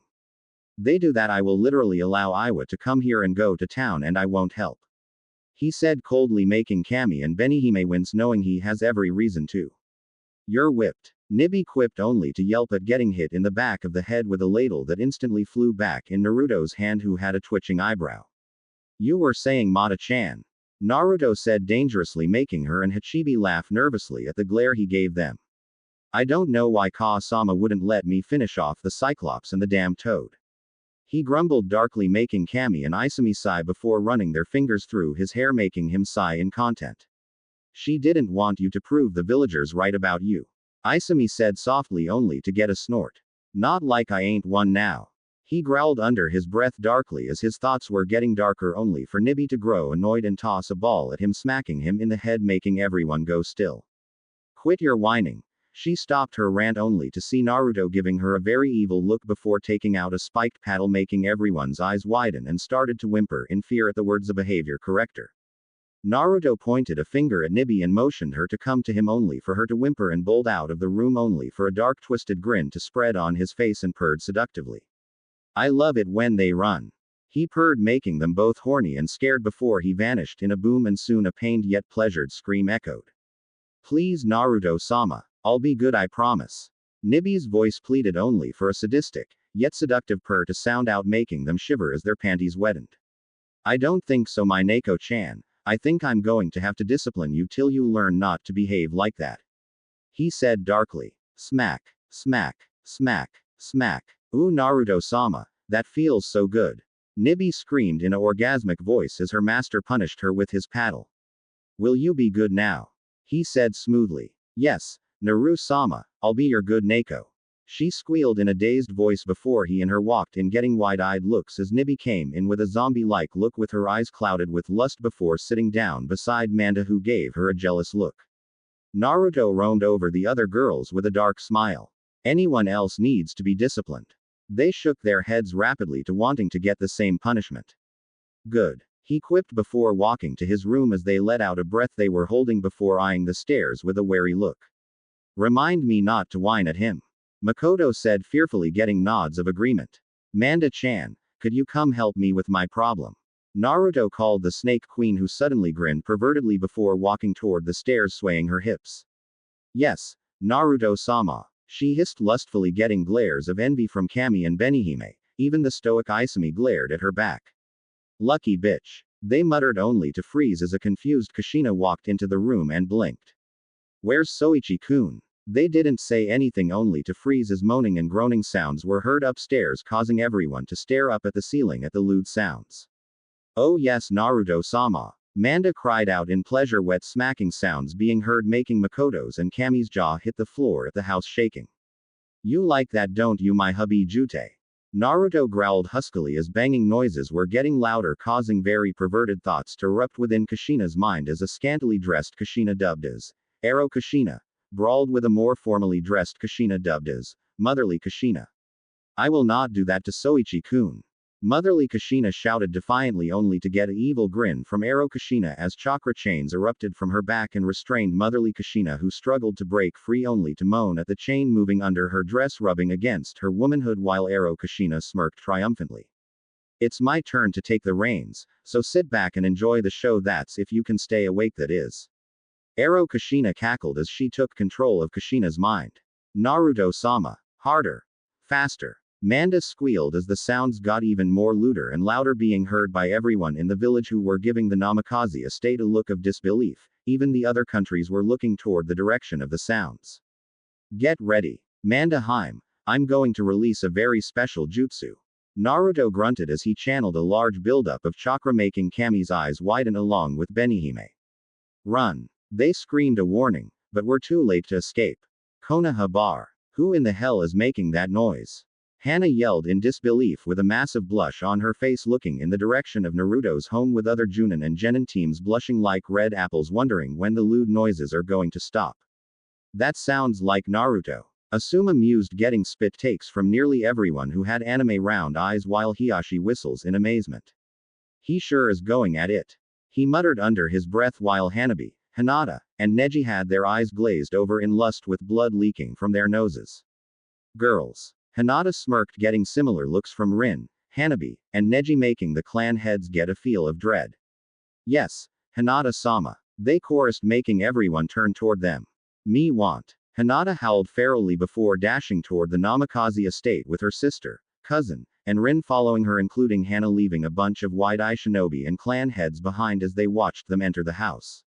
Oh yes, Naruto-sama. Hinata's voice cried out, making Hiyashi's eyes bulge, getting snickers from everyone. Oh. Yeaaaa. That's my alphaaaaa. Hana howled in pleasure, making Kiba faint, making everyone look at him in shock. Oh yes, just like that, Makoto-chan. Everyone's eyes bulged out their sockets, including those in Kami's realm. The worst was Sasuke, who was paling rapidly. Are you telling me? Choza trailed off. That Naruto. Shikaku stared down the road. Is banging Makoto Uchiha. Inoichi yelled in realization, making several guys faint, while Sasuke crumples to the floor, foaming at the mouth. Oh. Yes. Soichi-kun. Everyone's jaw dropped to the floor, cracking it. Even Minato in the afterlife jaw dropped with wide eyes before ranting it was unfair his son got all of those women. How long has this kid been going? Homura asked in disbelief, with the others nodding. I think that counted as his 4th hour. Choza said in awe, getting lust-filled eyes from Sume, Yoshino, and a few female Anbu. They suddenly sensed a large chakra build up, making Hiyashi's eyes widen before shining to his room where seals are placed to repel chakra, confusing them. What is Naruto doing? Inoichi asked. He's about to use a jutsu. Shikaku answered. What kind of jutsu would he use during? Sume trailed off before her eyes bulged and ran like a bat out of hell. He's gonna use the chakra lust storm jutsu. Sume screamed in terror, making several men's eyes widen in horror before running to their homes like hell. No way in hell I'm getting raped by a bunch of women. Danzo screamed, running for his life with his teammate Sarutobi speeding past him like a blur leaving a dust cloud. Oi, mad aura. Danzo screamed before running inside the Sarutobi compound before setting earth barriers and seals to keep out chakra and a bunch of screaming men. Ninpo. Chakra lust storm jutsu. Naruto's voice roared before a giant sea of blue chakra swept over the elemental Natans, making a lot of women jump at the nearest man next to them and ended up raping them on the spot, while several guys locked themselves in chakra-repelling rooms. Even Akatsuki barely made it to a safe room. The worst of it was that several female and male nin dogs dry humped the civilians in the bar, mentally scaring a lot of people for life. In the Namikaze estate, Naruto slept with various girls around him, his girls along with Kushina, surprisingly, with a smile on his face, 2 girls snuggling into his arms. Next day, I nominate Sakura Haruno, Kiba Inuzuka, and Sasuke Uchiha. I nominate Ino Yamanaka, Shoji Akamichi, and Shikamaru Nara. I nominate Hinata Hyuga, Shino Aburame, and Yakumo Kurama. I nominate Naruto Senju Uzumaki Namikaze. Danzo said seriously, getting shouts of protest from Iruka. Iruka, Naruto is more than ready for these exams, only ones who aren't as Team 7 and Ms. Ino. He sneered at Kakashi's annoyed face. Iruka became quiet at what Danzo said, and it was true. Naruto was already deadly when he first came to the academy, and only got more deadlier in the passing years. He's basically a one-man army on a higher caliber than Madara Uchiha and Hashirama Senju. He thought in pride, having taught such a powerhouse before, nodding at the Hokage, who grinned under his hat knowing his surrogate grandson is going to rock the competition completely. Inform your students of their participation. Dismissed. He ordered, getting nods as the senseis shunshine to find their students. With Naruto. Naruto grumbled irritably. Lately he has been more grumpier and pissed off than usual, and chalked it up to the constant annoyances in this villages. That includes these pathetic pieces of trash hiding my mother from me, though I didn't think she would act like that from not having contact all those years. He said the last part with a small blush, while everyone who heard him blushed heavily. That jutsu of his literally caused their lust to go haywire. He sighed before going into a dairy store and came out carrying a large bottle of chocolate milk and was drinking it, but stopped when someone tried to shove him out the way, only for him to grip the person's shoulder tightly. I am a really pissy mood this week, and if you bump into me like that again, I will rip your arm from its socket clean off, Sunanin. He said coldly, making the cat-looking man nod rapidly before Naruto's hand left his shoulder, only for the Sunanin to try and sucker punch him, only for Naruto spin around him in a slow-motion fashion before launching 3 fast back shots with his fist, sending the puppeteer through a row of fences in front of nearly all the rookie teams. Naruto turned to a blonde-haired pigtailed girl with a fan on her back, raising an eyebrow. You going to try and help him? He asked, daring her to attack him. Suddenly Naruto unsheathed Benihime before launching a wave of lightning at a tree on his right, only for a red blur to land in front of him. Ikibi no Shukaku. Naruto said, boredly looking down at Gaara with a half-lidded gaze that didn't hide the dangerous edge in them, but noticed it was a girl in front of him and remembered that all of the Biju were female, and frowned when he saw the signs of insomnia in the girl's beautiful seafoam green eyes, along with loneliness and want. Who are you? Mother is very quiet. She asked in a raspy voice that made his eyes soften, realizing she hasn't used her voice in how long, and was raspy from the desert climate and misuse since she had no one to talk to. Naruto leaned down into her ear, getting a very faint blush on her cheeks. I am Naruto Senju Uzumaki Namikaze, but you can call me Jubi-sama. He whispered in her ear, getting a surprised look from her normally stoic nature. Naruto noticed someone was watching them and slowly turned his head, his eternal Rinnegan active narrowed sharply. Get out of that tree, Iwa Nin. Naruto said coldly as a team of rock ninja landed in front of them. One of them had short black hair and pink eyes. What are you doing here, Kuro-chan? Naruto asked in a not-so-amused tone, making Kurotsuchi laugh nervously while the rookie 12 eavesdropped on Naruto's conversation. What are you doing spying on me? Asked a voice behind them, making them spin around to see Naruto looking at them with a bored gaze, yet annoyed. What are you doing speaking with Iwanin? Ino accused, her gossip queen persona coming out only for Naruto to narrow his eyes at her. I don't think who I talk to is any of your business, Yamanaka-san. He shot coldly, his cold persona slamming on full blast, making Ino shiver. Naruto-kun, are these people bothering you? Gaara asked softly beside him, getting a raised eyebrow from Naruto. Naruto-kun. I just met her and she's already calm around me, but I guess it's expected from her being discriminated by her own village. He thought sadly before rubbing Gaara's long maroon hair, making her sigh in content while Shukaku inside the seal is purring happily. Gaara-chan, I want you to relax, because I'm going to allow you to sleep. Naruto said, much to her shock and hope. Father told me my seal was defective and couldn't be fixed. She explained about how the seal was done, with Naruto getting pissed off by the second, and when she was done his ki was overwhelming, making some birds flying die while Ino and the others were breathing heavily from the pressure. How can Naruto be able to channel this much killing intent? Shikamaru cursed in his mind, sweating at the amount killing intent his friend is channeling. Naruto did a few one-handed seals before his fingertips lit up with black flames that had the kanji for air, water, earth, wood, and metal, and placed his palm on Gaara's navel, making her moan at the warm feeling. Fuinjutsu. Soul extraction. He shouted before pulling out something that was struggling against him, getting narrowed eyes from Naruto. So this old bastard had the nerve to seal itself into one of Benihim's sisters. No worries, you'll be going to the death god's stomach for defying him. He thought, grinning darkly before pulling out the soul of a priest who was glaring at him, only to gasp in horror from seeing the King of Hell statue behind Naruto. You can't do this to me. I am a god. The insane priest shouted fearfully, only to get a cruel smirk. The only god in this world is me. Naruto's eyes glowed with immense power before tossing the soul into the statue's mouth and watched it chew him and swallow, not before. Burp. Naruto sighed before sending the statue back to the underworld, just in time to catch an exhausted Gaara who was crying into his shoulder in happiness and joy at finally being able to sleep. Thank you. Thank you. She chanted before planting a kiss on his lips and began to kiss him hungrily, making his eyes widen in shock. Gaara-chan, slow down. Naruto chided, getting a sheepish chuckle from the redhead, getting a shocked look from Temari, who rounded on Naruto. Did you seriously do that? The elders in Suna are going to come storming here to punish you for that, even though I thank you for helping my sister. Temari shouted at him, getting a look of disbelief from Choji and Shikamaru, and suddenly snorted. Temari-san, in case you haven't noticed, our friend Naruto is not your average ninja. Turn to page 49 in the bingo book and you'll see what we mean. Choji said with mirth, getting a confused frown from the fan user, and did what he told, and when she saw his name she froze in shock, awe, lust, and terror. Yer. Temari gasped, getting a dark smirk from Naruto while Gaara is looking up at him, curiosity in her eyes while listening to Shukaku telling her to choose him as a mate.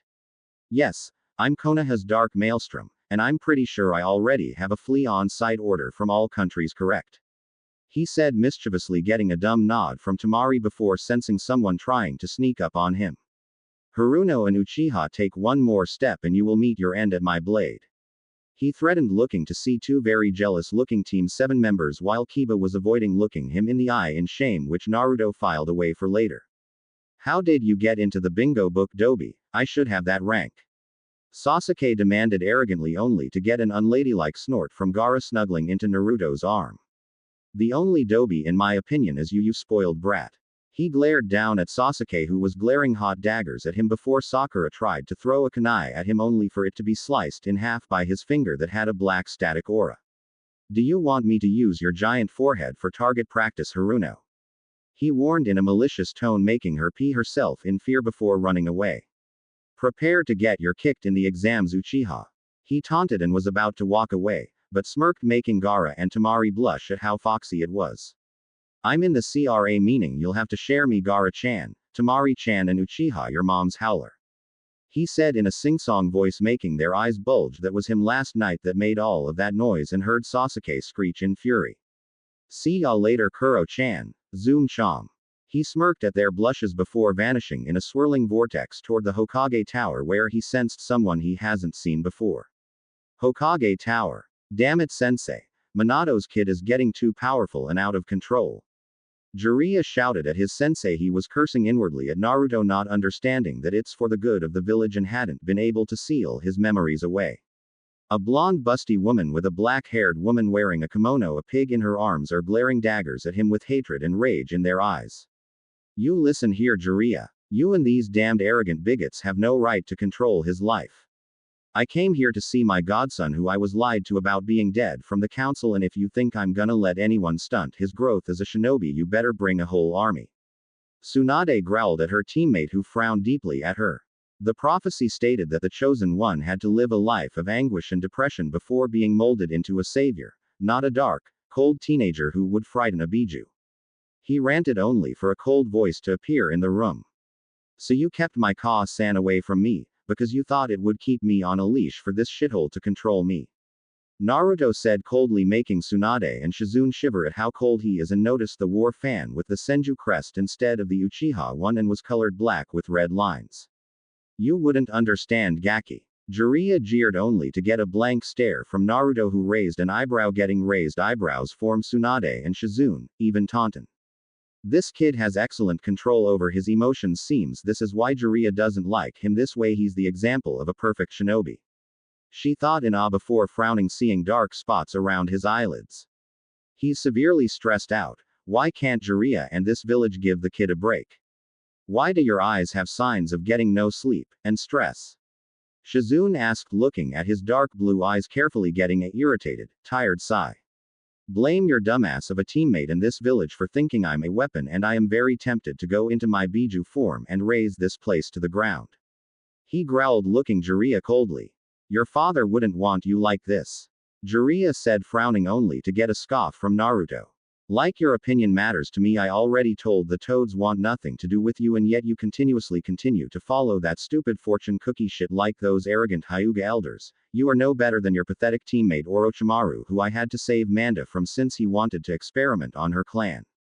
Naruto stared Jiraiya right in the eye while Tsunade gasped. You mean Manda is a girl?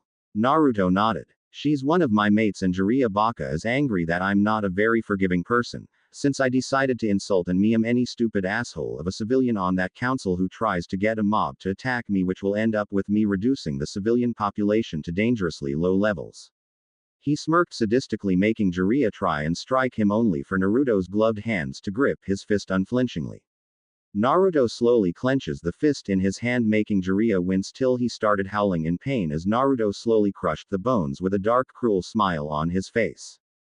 Did you really think I would not get you back for siding with the civilians on keeping my mother locked away from me? I will tell you bastards again, she belongs to me. He said in a demonic voice, holding extreme love and loyalty for Kushina, which made Sarutobi, Tsunade, and Shizune gasp at the affection in his voice. Would he really go that far just for Kushina? Tsunade thought and felt a twinge of jealous and sadness before stamping it out, not wanting to have that mindset around her godson. Another thing, Jiraiya Tem. Naruto added before his eyes morphed into the eternal Rinnegan, shocking them except the Sandaime, who had a smirk on his face. How do you have the Rinnegan? Jiraiya demanded, only to get a raised eyebrow. This is not the regular Rinnegan, this is a combination of the eternal Mangekyo and the Rinnegan, which I already have mastered, and also I am the new Jubi, which means Kyuubi isn't inside me anymore. She is at the estate helping Kushina train back to her SS rank level along with Nibi and Hachibi. He said, grinning at their surprised looks. You can't just take away bijus from the other countries, ga. He grunted in immense pain, only getting a blank stare from Naruto. In case you don't know, since I am the Jubi, I decide if any of these villages deserve to keep the biju, not you or any of those biased idiots who hate the container for something that wasn't their fault. Naruto said harshly. Jinchuriki are weapons of war. Why can't you just understand your duty and listen to your betters? Jiraiya said defiantly, only to get an amused look. Snap. Jiraiya screams in pain, cradling his broken hand while Naruto stares at him impassively. You never were my better, Jiraiya. I could fight and take on both Madara Uchiha and Hashirama Senju if I wanted to. I am their legacies and have surpassed them already at a young age, and experience can't compete with godlike speed. energy, and power unlike you. Tsunade-sama didn't let her skills dwindle like you and the snake pedo did. He mocked while Tsunade had a bashful blush on her face from her godson's praise. Masuko, you're embarrassing me. Tsunade mumbled. It's true, Tsunade-sama. I hold famous kunoichi even if they are genin in high regards. He said with honesty, making Shizune and Tsunade gush at him while Sarutobi looked at him with amusement. You will bow to the whims of the council, Namikaze. A beetle-masked Anbu shouted, aiming to knock Naruto out. Only gasp as Naruto teleported behind him, grabbing his collar and shirt before lifting him in the air and brought him down on his knee. Crack. Snap. Ah. The man screamed, making Tsunade wince, knowing Naruto just ended his career as a shinobi, and watched him toss the man outside as more Anbu filed into the room, swords at the ready, with the civilian council smirking at him, only to gasp as purple markings appeared around his eyelids and his eyes became more snake-like. Hubby Senin Moto, he said in a powerful voice, getting looks of awe from Tsunade and Shizune. He's already a sage. Shizune gasped in awe, only to get an amused chuckle from Naruto. No, Zunheim. She blushed at the Heim comment. I am a sage of the salamander, hubby, kitsune, crow, and toad contracts, and I have mastered them to the point where I can enter Senin Moto instantly and stay in its forms for how long I want. He stated proudly, getting gasps from Tsunade, who suddenly got an idea. How would you like to sign the slug contract after you get done taking out the trash? She offered, getting a warm smile from Naruto, who nodded. I accept. Besides, I need to learn some more medical jutsus since a lot of female patients have been requesting me for most of the time. He said bluntly, only for a bright flame to spark in both of their eyes. No one touches Naruto-chan but me. Let's get this started.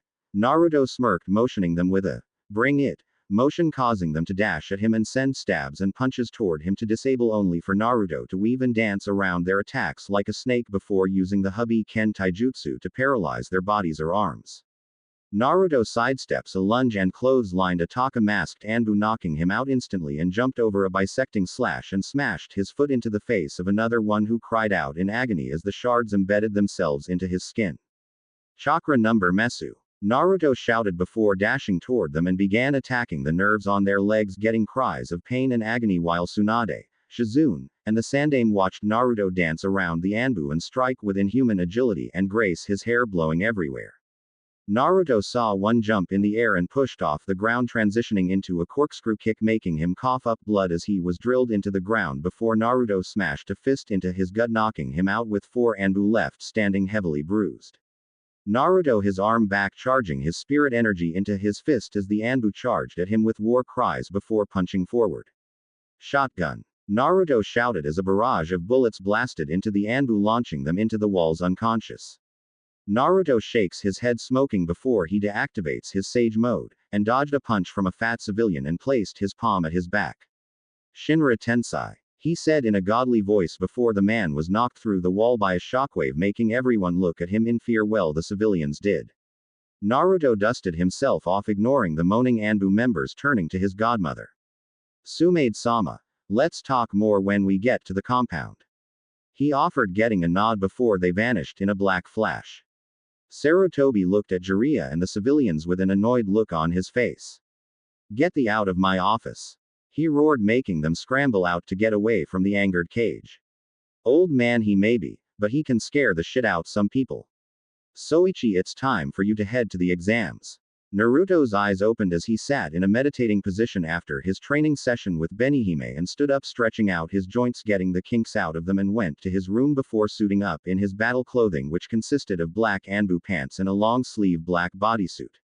Black sandals, black fingerless gloves with storage seals on them, along with wearing black samurai armor that covered his joints, front, and back. It also had the Uzumaki crest on the front and back. He also strapped his personal gumbai to his back and sealed all his favorite weapons on a seal made on his left hand. It's time to show this world the dark maelstrom. He muttered as he headed downstairs, getting kisses for good luck while he hugged his mother, promising to take her out later on, which she squealed at before seeing him out as he vanished, using Shunpo appearing on one rooftop after another, flash stepping the whole way, passing by several teams from different villages, even ones from Taki and Yuki and AIM. He soon appeared at the academy entrance, making his way inside, and heard lots of shouting and saw Team 7 arguing with 2 genin, but What made him smirk was those two genin were actually Katetsu and Azumo, the eternal Chunin gate guards. He guessed the old man put them up to this and noticed this was the wrong floor, and slipped past the others unnoticed, making his way to the real room with his hands in his pocket with a bored look on his face. He soon entered the room where the tests were being taken and felt Ki being blasted at him, making him scowl before retaliating with his own, making most of them piss and shit themselves before walking to a corner and leaned on the wall with his eyes closed waiting for the tests to start, and cracked an eye open to see Team 7 barge in like they owned the place and saw them spot him and walked over to him with scowls on their faces. "Where were you, Dobi?" Kiba snarled ferally, with Naruto giving him a bored look before snorting dismissively, making Kiba lunge at his throat only for his to get gripped by Naruto, who stood up with Kiba's feet kicking at the air. "Listen here, Inazaka, you will never in your whole life be my equal, understand?" Kiba's eyes dropped to his feet in submission.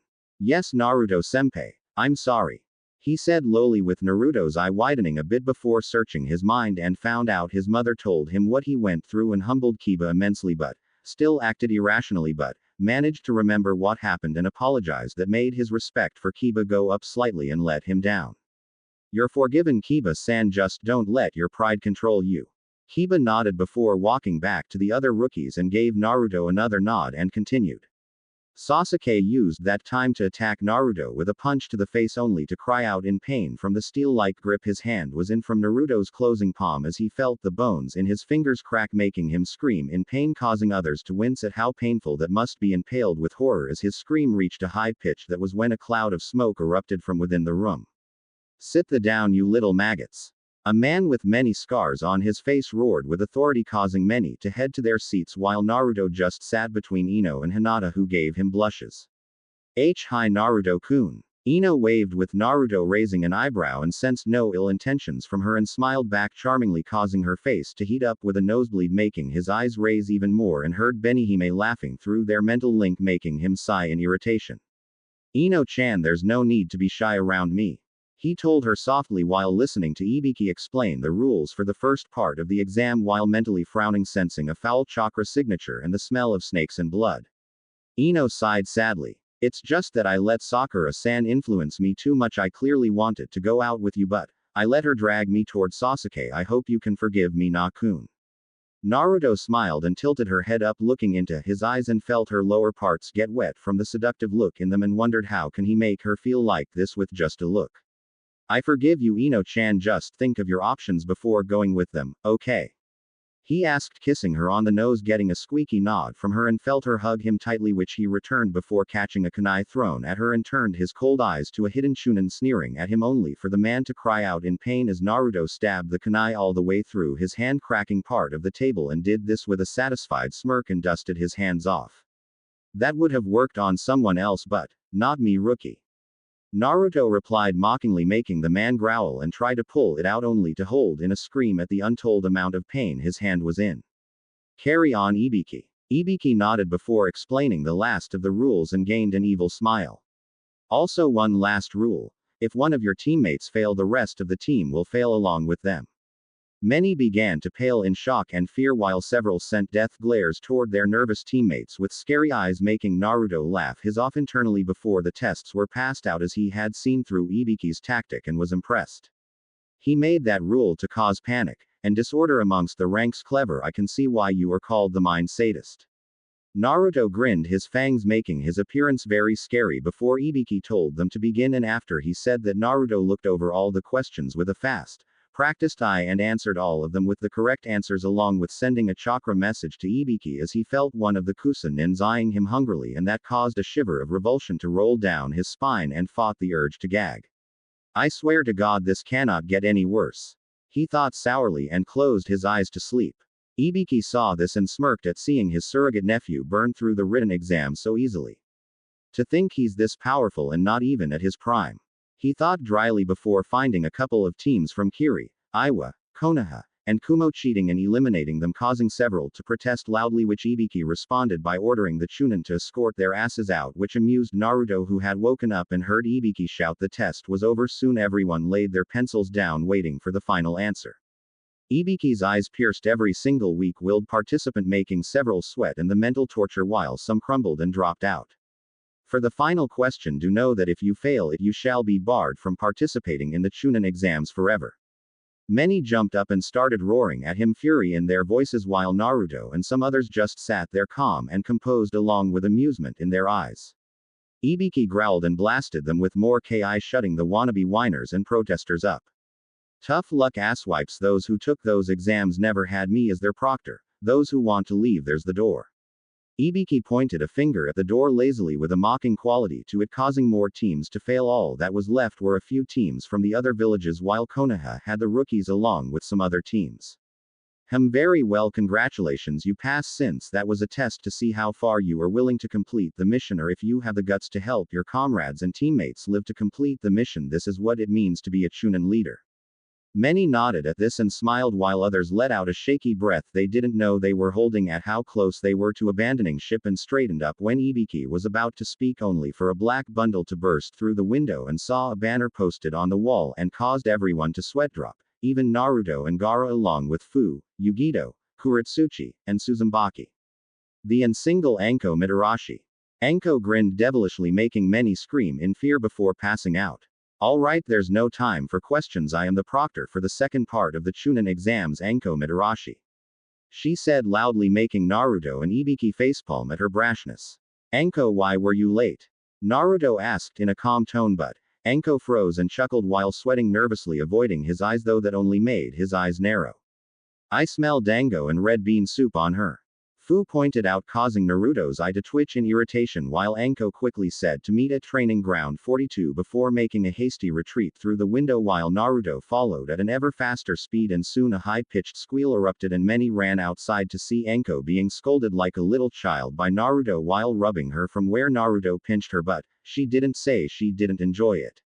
Naruto looked at the location for the next part of the Chunin exams and grinned evilly, making those who saw it shit and piss themselves in fear, knowing the look of a hunter seeking its prey already, but did not know he knows every route in this forest and has markers placed at every key point where any advantage was.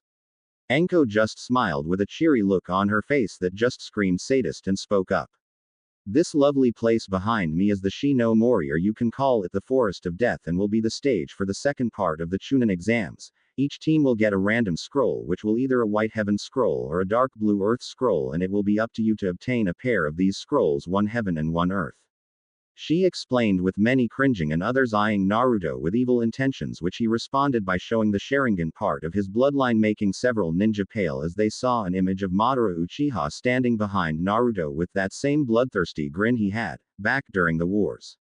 Sasuke gritted his teeth seeing his so-called rival with a fully matured Sharingan and vowed to get that removed from his skull by any means necessary, not knowing Naruto read his mind and had a disappointed frown on his face and shook his head at his mentally unstable half-cousin's thoughts, and noticed Anko throwing a kunai at him, only for Naruto to spin around grabbing it and appeared behind Anko, his nodashi resting on her neck, shocking everyone as he did all of that within the span of 1 second. Naruto-kun is so fast. Even sensei isn't that fast, and I can tell he wasn't trying at all. Hinata thought in shock, while shinobi from other villages were shaking in anger, fear, excitement, and downright terror. Most of this came from Iwa and Kusa due to his heritage as a Namikaze and Uzumaki, along with the fact he can use their Jinten and Bakuden jutsus, along with having the blade that uses their Rakuto treasure's power. Naruto checks over all his weapons and straps his okatana on his hip, his scythe on his back, 2 hidden kunai in his sleeves, gumbai sealed in his right hand, and 2 eskrima sticks twirling in his hands, expertly colored black with red hand grips on the bottoms, and can connect to make a staff due to them being longer than a Tonto's length, allowing Naruto to fight at close and mid-range. He can also channel his affinity through them and has Hiraishin seals painted on the hilts, along with being able to apply seals if they come in contact with anything. Sakura saw this and made a snide remark. What are those wooden sticks going to do against other shinobi dead last? She said snidely, with Naruto and the others giving her a raised eyebrow. Dead last. Haruno, if I am not mistaken, I was made Rookie of the Year with Hinata Haim being the Kunoichi of the Year, while you were in 3rd place behind Ino Haim. He drawled boredly, with Ino blushing at his praise, while Sakura growled angrily at that reminder and plans on showing him what it means to defy her Sasuke-kun. Naruto continued. Also, as for these sticks, do you really think this is wood? He indicated to the black and red handles, with many weapon experts perking up at the sight of the peculiar weapon and asked him what they were made from. I forged them using some chakra titanium and chakra metal alloy that allowed me to make these Eskrima sticks and made sure to fashion them to be longer than a Tonto's length and size along with the fact they are unbreakable and can channel chakra through them and I can re-summon them if I want to and I can also do this. He said before holding the two sticks in a reverse grip and slammed the hilts together and saw to their shock and others' extreme worry was a slim black metal staff that looked longer than the bow staffs of the Sarutobi clan. Anko smiled at Naruto who she can't help but blush at since she gained a crush on him even after training him all those years ago and felt her lust and arousal increase every time she saw his muscled body and beautiful eyes and whiskers that gave him a feral look that instantly painted him as a bad boy in the minds of other girls around the village even Kurenai. All right every head to your gates with your scroll. She barked at them while keeping an eye on the suspicious-looking Kusa nin who kept glancing at Naruto with a leer under his hat making her narrow her eyes sharply into snake-like slits as she smelled snakes and blood a scent that was stronger than hers but shook it off and handed each team their scrolls and when she got to Naruto she whispered something in his ear which made him smile before kissing Anko on the lips causing her eyes to widen in shock and happiness before blushing and murmured a departing comment and left to get something to eat. Naruto stared at Anko's back where the curse mark was and narrowed his eyes as they flashed amber gold dangerously. I swear I will make you pay Orochimaru. He thought before sealing away his heave scroll and walked to gate 10 making him chortle in amusement at the irony at seeing his demon number and waited for the signal to start. All contestants ready. Naruto cracked his neck a couple of times and stretched out his joints and other stiff parts and got a focused look as he started leaking bloodlust and excitement at the thrill of battle. Time to spill blood, he whispered with crazed smirk on his face that would make his ancestor Madara proud. Ready. Naruto stood both feet apart hands to his sides after putting his Eskrima sticks in his arm holsters with legs tensed to dash. Set. The demon blood in him roars in excitement and glee at the battle that's sure to come. Go. Instantly all teams sprang into action dashing through their gates some tree hopping and some moving on the ground while staying alert except Naruto who was moving like a ghost across the trees as he gazed around the area using his Sharingan with masterful ease while taking note of the larger than average chakra reserves of the animals around him and saw some snakes nodding at him which he smiled at since after becoming the new snake sage for the contract. He was very friendly with snakes and knew they would choose him over Orochimaru. Naruto suddenly stopped in midair with his flight technique and narrowed his eyes as he looked around and suddenly sniffed the air before pointing a finger at a hidden brush of leaves as a black spark lit up on his finger. Chidori's sharp spear. His finger fired a black and red tinted spear of lightning toward its location and was rewarded with a pained scream before it went quiet as an Iwa nin stepped out and fell dead. It's only been 3 minutes into the exam and I'm already getting attacked by Iwa shinobi Mendokus. Naruto muttered rubbing his forehead in irritation before continuing on his way only to see a tiger leaping at him trying to bite his head off only for Naruto burn it to a crispy corpse using a sealess Karyu Enden before heading further into the forest. With Team Ino Shika Cho. Ino looked around on alert for any enemies while using her secretly trained sensor skills for any hidden traps while Shikamaru and Choji slept while thinking about Naruto and felt her panties wetting from just remembering the way he looked at her. It made her shiver in arousal just thinking about it and bit back a scream as a gloved hand covered her mouth and looked back, and saw Naruto telling her to be quiet with his finger and saw they were hiding behind a tree. Naruto-kun, what are you doing here? She whispered while inwardly happy to see him again and saw him flick his Sharingan eyes toward the trees a couple of miles away from their tent and when she looked she saw with a grimace 2 squads of Kiri teams heading toward their location. Naruto-kun, we need to get Shika and Choji out of there. She whispered in worry for her teammates and got a nod before Naruto formed two shadow clones and mentally ordered them to get Shika and Choji, and watched them blur in a show of pure speed and appeared later with an awake Choji and Shikamaru. Shikamaru was breathing heavily as he felt the bloodlust from a mile away from the Kiri nin and had to hand it to Naruto for saving his and his best friend's life. Thanks Naruto, I felt their bloodlust even in my sleep and their chakra levels. He shivered just thinking about them as they were way too large for a genin's. Naruto narrowed his eyes at the shiver. How large were they? He asked while keeping an eye on the approaching team and narrowed his eyes when he saw they were higher than a mid-jonins and an Anbus and also detected a henge around them. They're higher than 2 Anbu captains. He said shakily with Ino and Choji having worried looks while Naruto was quiet and had a grim face. Those are not genin. Team 9 turned toward him with shock written on their faces. What do you mean Naruto? Choji asked with dread building in his stomach. Those Kiri genin are actually Kiri's shark operatives in disguise. They are the most bloodthirsty ninja hailing from water country and are skilled in Sweden jutsus that imitate the shape of a shark. He explained, much to their paling horror. Ino spoke up with a shaky voice as she clung to him. Naruto-kun, why are they after us? Naruto seemed to scowl darkly. They want to breed their own mind readers so they'll have an edge over the other countries. He growled lowly, with Ino paling even more at the mere thought of being used like that, and hugged him even tighter with a scared look, while Shikamaru and Choji had eyes full of rage in their eyes. No one will use their best friend like that. Shika, Choji, Ino. They looked toward him and were handed 3 tri-prong kunai, and instantly Shikamaru saw his plan and smirked deviously.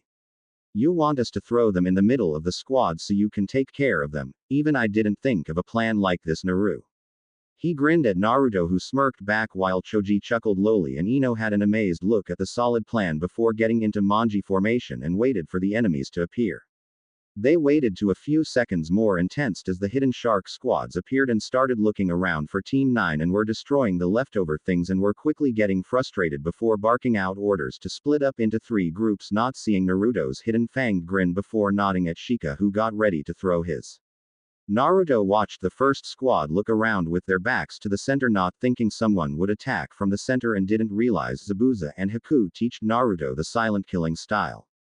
Shika launched kunai 1. He whispered to the shadow user, who nodded and tossed it toward the middle and watched it pierce the ground with no sound at all thanks to the silent seals placed on it. Naruto nodded and unsheathed his okatana. Guys, watch closely, I'm going to show you what will be required of you on future missions. He whispered to them and instantly vanished in a black flash in the middle before instantly spinning in a 360-degree motion, decapitating the unaware Kiri Anbu in one motion, and burned their headless bodies, and nodded toward Shika and the others before picking up his kunai and returned to the branch before heading west towards the second squad. Scene break.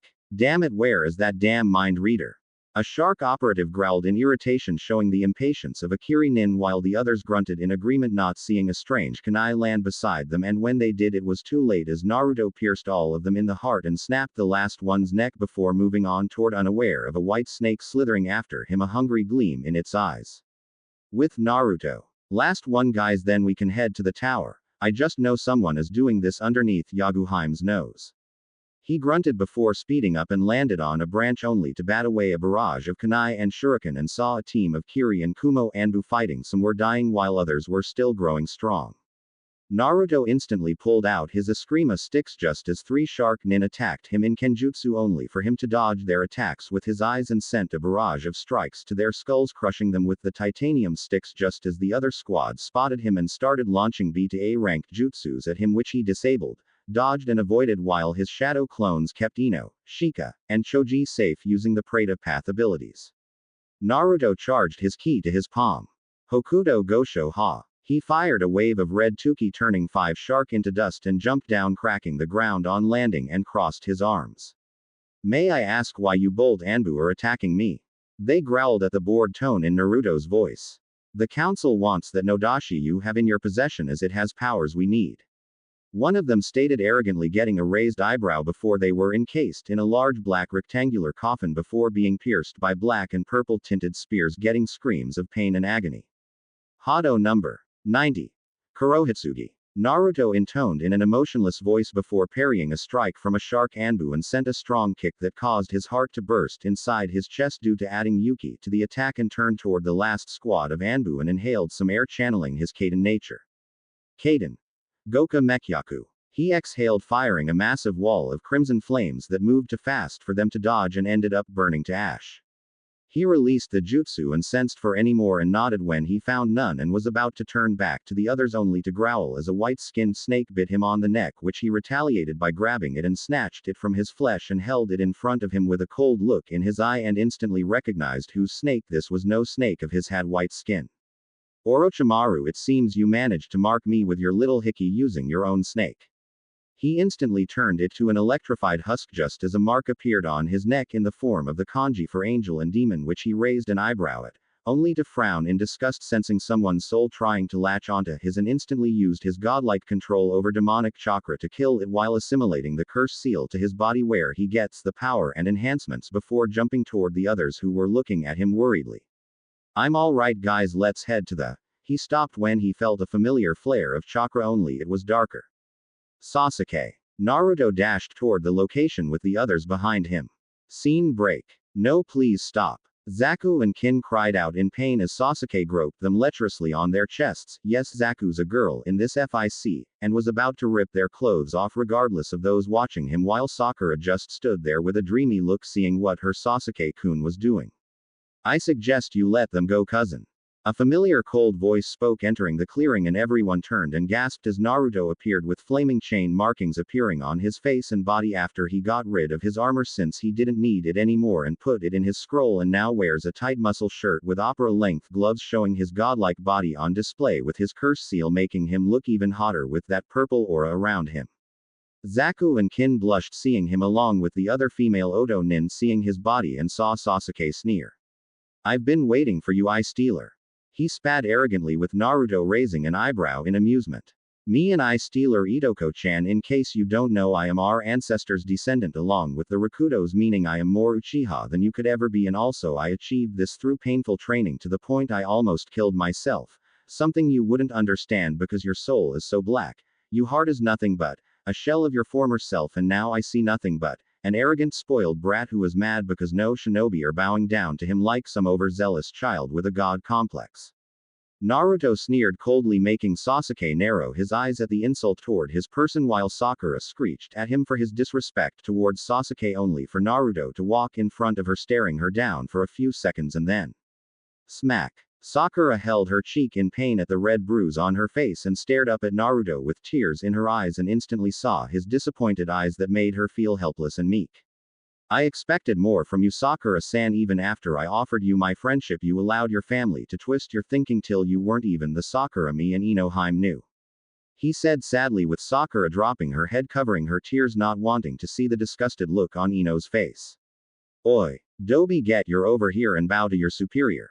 Naruto turned his head slightly, and what Sasuke saw made him sweat in fear as Naruto's curse mark form along with the Sharingan made his cold glare all the more terrifying, and saw him walk toward his location with slow, measuring steps, and instantly everyone felt fear as Naruto wasn't even generating any killing intent. It was the air around him that reminded them of a cold-blooded killer. Kami-sama. Not even that snake fag had such a feel to him. Chiyuya thought, licking her lips in lust at Naruto, with her sister Karen doing the same along with Sasama and Isarabi, while the other Odo girls blushed, oogling his form. He suddenly stopped at locked eyes with the Odo nin, who gasped seeing the curse mark on his collarbone. He has the heaven and hell curse seal. Junko whispered in awe and slight lust due to his mark being stronger than her, since she was the progenitor of the curse seal and his felt stronger than hers, and she felt attracted to that along with his kindness towards animals. Girls, this is me, Naruto. I know who you are and about your curse seals. His voice spoke in their minds, startling them slightly along with Kin and Zaku, while Dosu was looking at them suspiciously. Naruto-sama, how are you doing this? Kin asked curiously. I got rid of the pedo's soul fragment that was trying to latch onto mine and kept the curse seal and its abilities along with adding some of my own abilities to it, like this telepathy with other curse mark users, and I can help you get rid of the snake's fragments on you along with curing Junko-chan's problem with her split persona. He explained, much to their shock and joy. Zaku suddenly spoke up with a pleading tone and sounded like she was crying internally. Please, Naruto-sama, I'll do anything for you, just save us. I can't stand being that snake's playtoy, it's going to make me go insane, please. Everyone was in shock hearing the pleading, broken tone in Zaku's voice and wondered how bad Orochimaru treated her. Zaku-hime, hold on, this will sting you guys for a bit and will disorient you a little, but know this, once this happens you will be bound to me. Are you prepared for this? He asked them once more, with the girls having a silent agreement. We understand, Naruto-sama, we'd choose you as our master any day.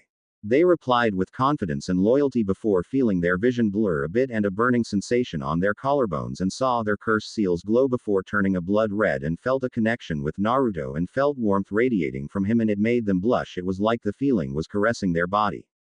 Sasuke got mad at the Dobi ignoring him and dashed aiming for his neck with a kunai only for Naruto to lean back and duck under a dragon kick from Sasuke and sent a hard uppercut rocketing the deranged Avenger into a tree, cracking it, making Sasuke even madder and drawed on more of the curse seal's chakra, causing the marks to lengthen. If you think your weak seal will help you against me, you're dead wrong. Naruto smirked coldly at the dark rage in his onyx eyes. Sasuke flashed through hand seals. Kaden. Hausenka no Jutsu. He blew a barrage of slightly bigger fireballs at Naruto, who only smirked wider. Naruto clenched his hand and moved them into an X position, causing a wall of earth to block the barrage of flames, which didn't deter Sasuke from his assault. He ran toward the wall with mid-Jonin speeds and vaulted over the wall of rock only to deflect a barrage of kunai launched from Ino, Choji and Shika, who stood beside Naruto. So you weaklings want to challenge me, Uchiha? He gloated pompously only for Ino's fist to rocket his head back, also knocking a tooth out before jumping back with a grin on her face. How'd you like that needle? At least Na-kun is extremely endowed.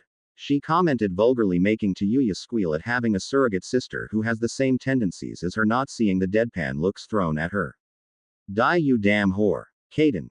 Gokaku no Jutsu. Naruto looked back to see a larger than average fireball flying toward them, not impressing Naruto in the slightest, and unsealed his gumbai, holding it out in front of him, and swung. Fanned wind jutsu. The swing sent a large wind wave that uprooted the ground and consumed the fireball, adding its Kaden nature to its futon chakra and amplified it into a mid-S rank jutsu, which frightened Sasuke, who used his increasing chakra reserves to chakra jump high over the incoming wall of wind and fire, leaving him wide open to a double axe handle from Naruto and Choji, sending him plummeting toward the ground only to land on all fours, bruising his bones while slightly cracking the ground, and growled at them hatefully. Sasuke then sees Sakura and appears behind her, placing a kunai on her neck with a threatening glare towards them. Sasuke Nand. Sakura whispered as she felt her heart shatter. You are only good to me as breeding stock and a shield, feel grateful, you stupid whore. He said in a uncaring, driving the spike all the way in, forever breaking her heart into many pieces, and soon her eyes turned a blank emerald, scaring the others except Naruto, who was trying to clam himself down. Sakura turned her head toward Naruto with a broken look and asked something that broke his emotionless facade. Naruto-kun, please kill me. Her plea whispered through the entire clearing, shocking the Konoha teams that were watching, the whole team along with Yugito, Kurotsuchi's, and Chojira's teams, at how broken she sounded and helpless. Sakura, what are you saying? Shikamaru said shakily, not believing this as the same Sakura they knew, while Ino was trying not to cry at the sight of her best friend. Sakura smiled sadly. I can't go on anymore. I don't deserve the privilege of being a shinobi, nor the privilege to live. Even my own family except Ka-san would care if I died. She chuckled hollowly only to cry out in pain from Sasuke slapping her. Be quiet, woman. Hostages do not speak out of line. He said harshly only to get cold, hollow scornful laughter from Sakura that made even Naruto grimace. Why would you care, Uchiha Yaro? You hated Naruto-kun just for being better than you when he earned his spot in the academy, while you whined and pleaded to the council about having extra private trainers and didn't even care about me trying to my hardest to make you feel better. She whispered hatefully to him, making his eyes darken in rage at how she is speaking to him, and heard something that made him snap. You Sasuke Uchiha are nothing but a demon in human skin. She snarled, releasing all the pent-up rage, sorrow, sadness, and pain in her soul, with Naruto's eyes widening, seeing the kunai heading for her neck, and instantly vanished in a black flash, appearing in front of Sakura, blocking the kunai only for it to pierce his hand, while Sakura and Ino gasped in horror seeing what he did. Sakura stared at Naruto with confusion and tears dripping down her cheek. Naruto-kun, nays, why? She asked, choking on her own cries, while Naruto just smiled down at her with a warm smile, unlike the cold, emotionless one he always had during the academy, and felt her shattered heart go warm and felt each piece coming back together. What kind of person would I be if I couldn't give my former crush a second chance? He asked softly, causing Sakura to cry in happiness, with her eyes slowly gaining their bright look back, and placed her hand on his palm, encased in a green aura, and began healing the wound, making Sasuke growl and try to stab her in the back, only for a gloved hand to grab his neck, causing the marks to vanish, and instantly he felt weak, while Naruto's curse seal markings still adorned his body. Naruto leaned down into Sakura's face, getting a slight blush from the pinkett, and gasped as he kissed her on the lips lightly, causing the kanji for Haruno to appear on her arm in pink. You're free now, Sakuhaime. He whispered lovingly into her ear, making Sakura pass out with a smile only for him to catch her and tossed her to Shika, Choji and Ino, who made sure she was alright before Naruto turned toward Sasuke with a cold, vengeful look before placing his index finger on his forehead. You are no longer a Uchiha in my eyes, Sasuke Tem, nor are you worthy of possessing our bloodline. Fuinjutsu. Bloodline locker. He yelled instantly. Sasuke screamed in pain as his eyes reverted back to their onyx ones, not to unlock unless Naruto allows it, and dropped him to the ground and kicked him in the face, knocking him out instantly, and grabbed his collar and began dragging him. Namikaze curse sealers to me. He ordered, and instantly Yuya and the others appeared bowing in front of him. Hi, Naruto-sama. Girls, follow me and the others to the tower. Junko, Sasama, Kimimaro, make sure Sakura-hime is safe. He asked softly, getting nods before Kiba came out from the hollow tree with a limp and saw Naruto. Naruto, what happened? He grunted at the pain in his ribs while Naruto told Kiba of the events that unfolded, and by the end Kiba looked ready to slicky open Sasuke's throat. Only Naruto's words stopped him and was quickly patched up by the godly person before him and got his ribs healed quickly. Thanks, Naruto-senpai. He muttered out a thanks before standing up and headed toward the tower with Naruto and the other teams. 1 hour later, Naruto and the others entered the tower and saw a large battle arena with a huge stone ram sign and looked around for the proctors. I think we need to open the scrolls. Kurotsuchi pointed out, getting nods before Naruto pulled out his set and opened them only to toss them away, seeing the kanji for human on them, and instantly puffs of smoke erupted and soon showed the forms of Jiraiya, Kushina, Kakashi, Isami, Kurenai, Meidagai, Makoto, and Kyuubi wearing Chunin attire except Jiraiya. Hey Kushi-chan. Naruto smirked, seeing Kushina blush shyly, and suddenly she saw Sasuke in Naruto's hand by his shirt collar. Naruto-kun, what happened to him?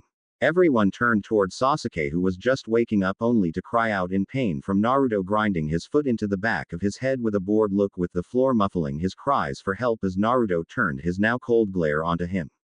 Be quiet, you little shit.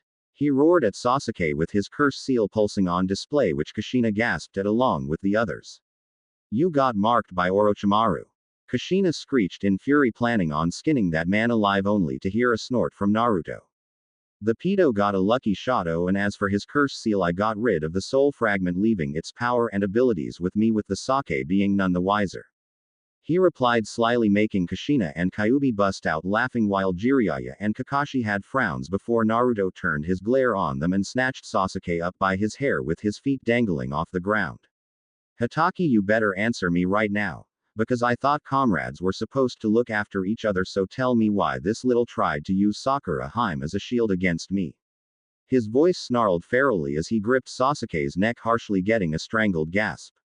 Naruto pointed toward a crying Sakura with fury evident in his voice. Do you have any idea how mentally fragile she is now? He spat at Sasuke, who manged a weak insult. She's nothing to me. He spat in Naruto's face only to get backhanded across, turning his face red from the hit along with fracturing his jaw and knocking a few teeth loose, ignoring Jiraiya's threats and Kakashi's warnings as he continued to beat Sasuke brutally, getting horrified looks from the Chunin and Chunin who walked in with the Hokage and the council. Naruto Uzumaki, what are you doing? Mebuki thundered, with Naruto holding Sasuke by his collar with a disdainful look. Mebuki-sama, this little bastard used your Masumi as a shield just to save his own life. He said coldly, with Mebuki's eyes widening in horror and worry before dashing to Sakura, who hugged her tightly with sobs as she was cradled by her mother, whispering soft words to her. How bad was it? Mebuki asked, fearing for her daughter's sanity, and felt dread when she saw his grim face. She wanted me to kill her to ease her pain. I couldn't do that to her. Even if I was cold to Sakuhaime when I was younger, I still felt love for her even when she tried putting me down. He smiled sadly while Sakura smiled tearfully at him. Naruto-kun, gomenasai. She whispered and fell unconscious again, the stress too much for her body to handle, startling Mebuki, who checked her daughter's pulse and saw she was still breathing, getting a sigh of relief. Mebuki-sama, take her to Uncle Inoichi, there's no doubt she'll need counseling to heal her heart and mind. He said softly, getting a nod from Mebuki, who walked toward him and Sasuke, and when she looked at Sasuke she slapped him hard, making him snarl at her. She then hugged Naruto tightly. Thank you, Naruto-san, I wish I wasn't so stupid like those others. She whispered sorrowfully. Naruto smiled and hugged her back. You're forgiven. Mebuki-chan, go make sure Sakura is okay. He motioned her to Sakura, who was sleeping peacefully, and saw them walk away. Naruto-kun, is it true Orochimaru marked you? Anko said worriedly and gasped when he pulled his collar down and was about to check him over only to get a smile from her crush. Anko, I got rid of his soul fragment, now I have the seal's power. He smirked much to their shock while others had a green face. You mean his soul is put into those things? Anko said shakily, getting a nod from Tayuya and the others before she suddenly ran to a bathroom and began vomiting due to her feeling so violated and came back with a pale look on her face. What type of seal is it? Naruto showed them the kanji for heaven and hell, which changed to angel and demon, which got raised eyebrows at that. It's his strongest seal that's supposed to ensure complete loyalty to the creator. He didn't take into account my soul cannot be controlled, and basically I absorbed the fragment's knowledge along with gaining complete control over the seal, meaning I can use it without any backlash. He said smugly, much to the council's shock and some's anger at not getting a chance to control him. Why, you don't deserve the Sharingan ga. Sasuke cried out in more pain as Naruto threw him to the ground and pressed his foot down on his throat, making him flail around in pain trying to breathe in air. Uncle Fugaku would be disappointed in you, Itoko. He drawled in monotone, ignoring the gasps from the council, and saw some corrupt Anbu trying to attack him, only for black and red lightning to erupt from his palm and instantly strike the incoming shinobi, sending them to the floor in pain and agony as it felt like their souls were being stabbed repeatedly. I will not allow such disobedience in my ancestors' village. He spoke coldly, increasing the voltage little by little. Naruto-kun, that's enough. Isami yelled, with Naruto stopping, only having a raised eyebrow, while the Anbu were breathing heavily due to how much strain they were under to stop themselves from screaming bloody murder. I'm amazed you four survived my sinful lightning technique. Most would have become mentally broken from exposure to it. He said, slightly amazed. No small feat for someone like Anbu. Sinful lightning, why is it called that? Makoto asked, leaning on Naruto while he just chuckled darkly. The technique takes every sin you've committed and forces you to feel it with 2x times the effects depending on the sin you've committed. You will feel either pleasure or pain, and I can increase the voltage to turn you into a mindless slave for my enjoyment if you cross the line with me. Kuku. Many women who had a masochist streak in them blushed bright red, especially Anko and Madabi, along with a shiver of anticipation, hoping he'll use it on them. Naruto, let Sasuke go now. Kakashi growled, with Naruto giving him a dark superior smirk that made Kyuubi and Manda horny. I'll do it if you get on your knees along with the rest of these assholes and beg for my forgiveness. Naruto said mockingly, getting oohing motions from the other Jonin at the offer, while Jiraiya and some others sputtered in indignation. That's it, kid, that power is getting to your head, it is getting sealed away now. Jiraiya growled and charged at Naruto, whose hand twitched, and instantly the former Oto Kunoichi appeared next to Jiraiya, kunai placed at vital points on his body, making everyone freeze except Naruto, who walked toward him dragging Sasuke roughly. These are my bodyguards and Heims. Namikaze curse sealers. I have control over their seals, meaning I can give them a fraction of my chakra and other abilities to fight with, so do not test me, Jiraiya-san, because you are no family in my eyes. You are nothing but trash, the lowest of the low, along with Hitaki for betraying my two sans. Wish, get out of my sight before I decide to kill you. He tossed the emo into Jiraiya, knocking him along with Kakashi and Sasuke into a wall, getting groans of pain. Naruto turned towards a lustful-looking Hinata and motioned her to come with him, which she obliged and skipped toward his room happily while Naruto smirked. Come get me in 2 days, guys, I have some pent-up stress to release. He grinned before heading to his room, causing everyone to gain nosebleeds, including Mebuki, who came back. Alert equals. Naruto moaned lustfully as Hinata went to town on his licking, sucking and slurping on it while fingering her shaven womanhood, her mind clouded with insatiable lust and arousal as her cunt dripped with her juices. How are you this good, Hina Heim? He breathed out as she continued her work and pulled out with a pop with a cute smile. Thank my cousin Neji-chan, she used a hanged shadow clone of you every night for practice and dropped me some hints on what to do. She giggled lecherously, seeing his shocked look before going back to work, making him go over the edge and started face her, sending his throat as his hips were a blur. He went 2 more hours before he emptied his down her throat, which she managed to swallow all of it with a moan, causing him to harden again at the sight before tossing her on the bed, getting a surprised squeak before he climbed on her and started teasing her velvety pink folds with his while rubbing her that acute patch of night blue hair above it, and soon she came with an earth-shattering orgasm. Naruto smirked before deciding to show her something amazing and let his demonic features show as his whiskers extended, his hair grew more spiky and feral and 10 long black tails sprouted from his backside with bleached white tips while his eyes turned purple with a silver sclera and his fangs sharpened into a combination between an Ukami's and a Kitsune's. Hinata grew even more hornier seeing his new features and saw his look longer and more thicker than ever and stroked it lovingly. This is my demon form, which is actually a Kitsune Ukami hybrid, meaning I get both benefits from the two. Now it's time for me to test this out. He growled in her ear before her, flipped her over and drove his into her, slopping WT going all the way into her cervix, making Hinata's eyes roll into the back of her head, from the mind-blowing pleasure.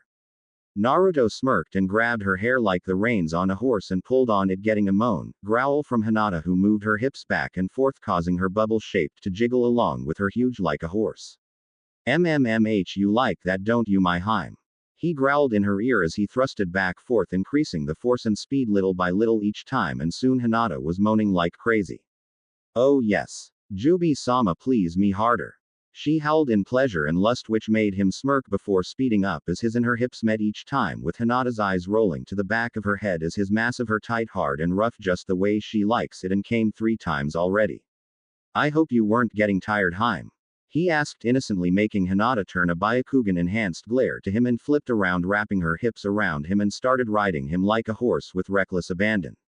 He grunted as veins bulged on his arms as he pounded into Hinata with unrelenting force and became lost in the animalistic lust he had been holding back on the countless missions with his sensei, and not being able to get rid of the constant stress from dealing with the Cyclops, perv, and corrupt civilians. Shinobi and Council was reaching its breaking point and is going to make sure Hinata is unable to move by the time they wake up.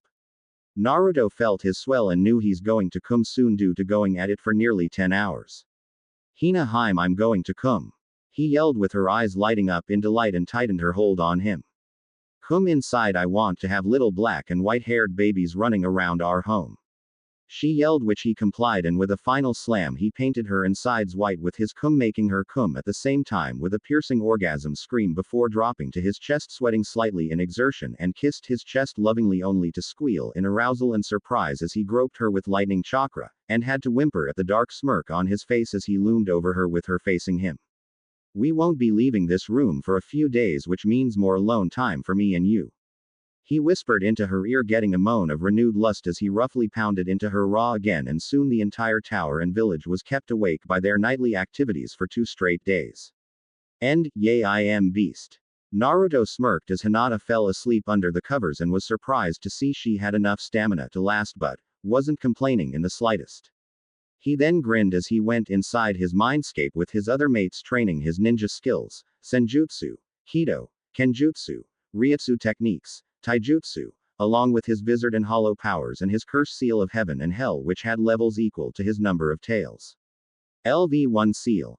Markings cover his body, increasing his physical strength, speed, reaction time, stamina, and thought process. LV2 seal. Skin turns slightly pale along with sprouting a black demon wing and a white angel wing. Chakra becomes even more denser and darker. Abilities of LV1 mode increased by a factor of 2. LV3 seal. Same appearance as his LV2 form, except it has the abilities of the LV1 and LV2 modes, along with having increased chakra control, gains ability to combine chakra and Yuki together for more devastating effects, along with super enhanced senses. LV4 seal. Grows 10 chakra wings that can be shaped into any weapon and are on the same level as the chakra of the 9 tails. Skin density grows to steel-like levels. LV5 seal. 5 times the enhancements in LV2 mode, along with having control over space. LV6 seal. Lightning affinity grows beyond godlike control, allowing Naruto to fire any jutsu of any rank without any seals. Speed increases to the speed of light, able to manipulate the souls of those slain by the wielder. LV7 seal. Loses wings and becomes encased in a black and red armor that has an appearance of a fox human. Eyes turn crimson, teeth lengthen into fangs, fingernails grow claws, and chakra is increased even further with just being near the user's chakra. Those weak-willed will die from the pressure. LV8 seal. Naruto gains the ability to use all 8 gates with ninjutsu and will be further immune to the aftereffects, can launch waves of pressurized air from taijutsu attacks, along with being able to heal any wound. LV9 seal. Gains a black chakra mode that makes Naruto look like an altered sage of 6 paths and can reduce any jutsu to nothing. LV10 Seal. Spectral form of user's demon form manifests into a being bigger than a biju and can launch any ninjutsu of any kind. Can fire Bijudama's Seros, can summon spirits of other biju, wields a sword that launches slicing winds that obliterate anything it contacts with, can grow chakra arms to form multiple hand signs. Chakra is increased to ungodly levels so much even a cage would be hard-pressed to match along with a biju and can form any weapon to fight with. And will only be used either during a war or a big fight. His mates were floored when he described his cursed seal forms he mastered so easily and waited for the preliminaries to approach while his new girls from Odo settled in at the estate. He made sure even Orochimaru or Akatsuki could get through without dying while training them to be stronger than an Anbu squad using his new time chamber and managed to rid Junko of her insane persona. He also promised to take Sakura on as his apprentice after becoming a Jonin after the exams, which made Mebuki and Sakura squeal before kissing him with reckless abandon, which made him blush a bit, and them included before getting to know them better and were very close after a couple more days and was like a role model to any future shinobi. Naruto stands with the other contestants and his senseis wearing black Anbu pants, steel-toed boots, a black bodysuit that strained against his muscles while he had 2 tattoos on his forearms showing the Rinnegan and the other his Ain no Mangekyo proudly while he had his Chikudo tucked into his belt. A screama sticks on his arm holsters, Okatana strapped to his hip, and Gumbai on his back and his new titanium chakra metal Hiraishin kunai hidden in seals on his hands while his hair looked more wilder along with him changing it crimson blood red permanently along with his eyes and whiskers giving him a very feral demonic look that had every woman and female oogling and drooling at him which made him smirk making him even hotter. Ahem, now I will explain the purpose of this exam. Sarutobi coughed with his students beside him while Naruto had his beside him wearing Konoha Chunin attire, not afraid of Orochimaru anymore as they were cage level thanks to his training in the time chamber and kage bushin training, and listened as he explained the purpose of the Chunin exams. Unfortunately for Naruto, he to stand next to Kakashi and his little bitch toy Sasuke while Sakura held onto his arm from the other side, not wanting to be near her team anymore except Kiba. "Why are you standing near me, Hatake?" he said coldly, not giving them a glance, ignoring them completely, which irked the 2 Sharingan users. Yes, Naruto unsealed his Sharingan while planting a hidden one that will destroy his eyes if he tried to gain the Mangekyo, either that or Naruto will take his eyes himself from the disgrace to preserve Fugaku's memory. "Just wondering what you are going to do about Sasuke's cursed seal."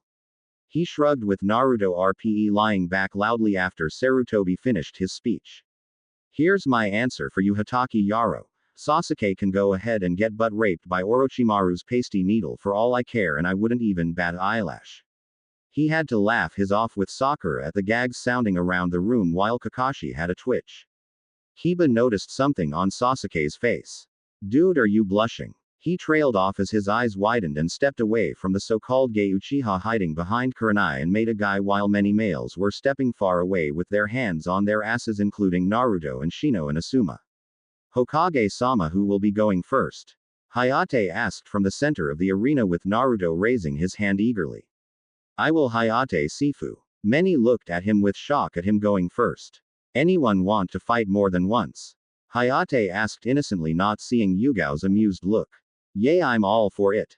Naruto replied again with a gleeful tone, causing many to drop out, especially Kabuto, who was scared shitless.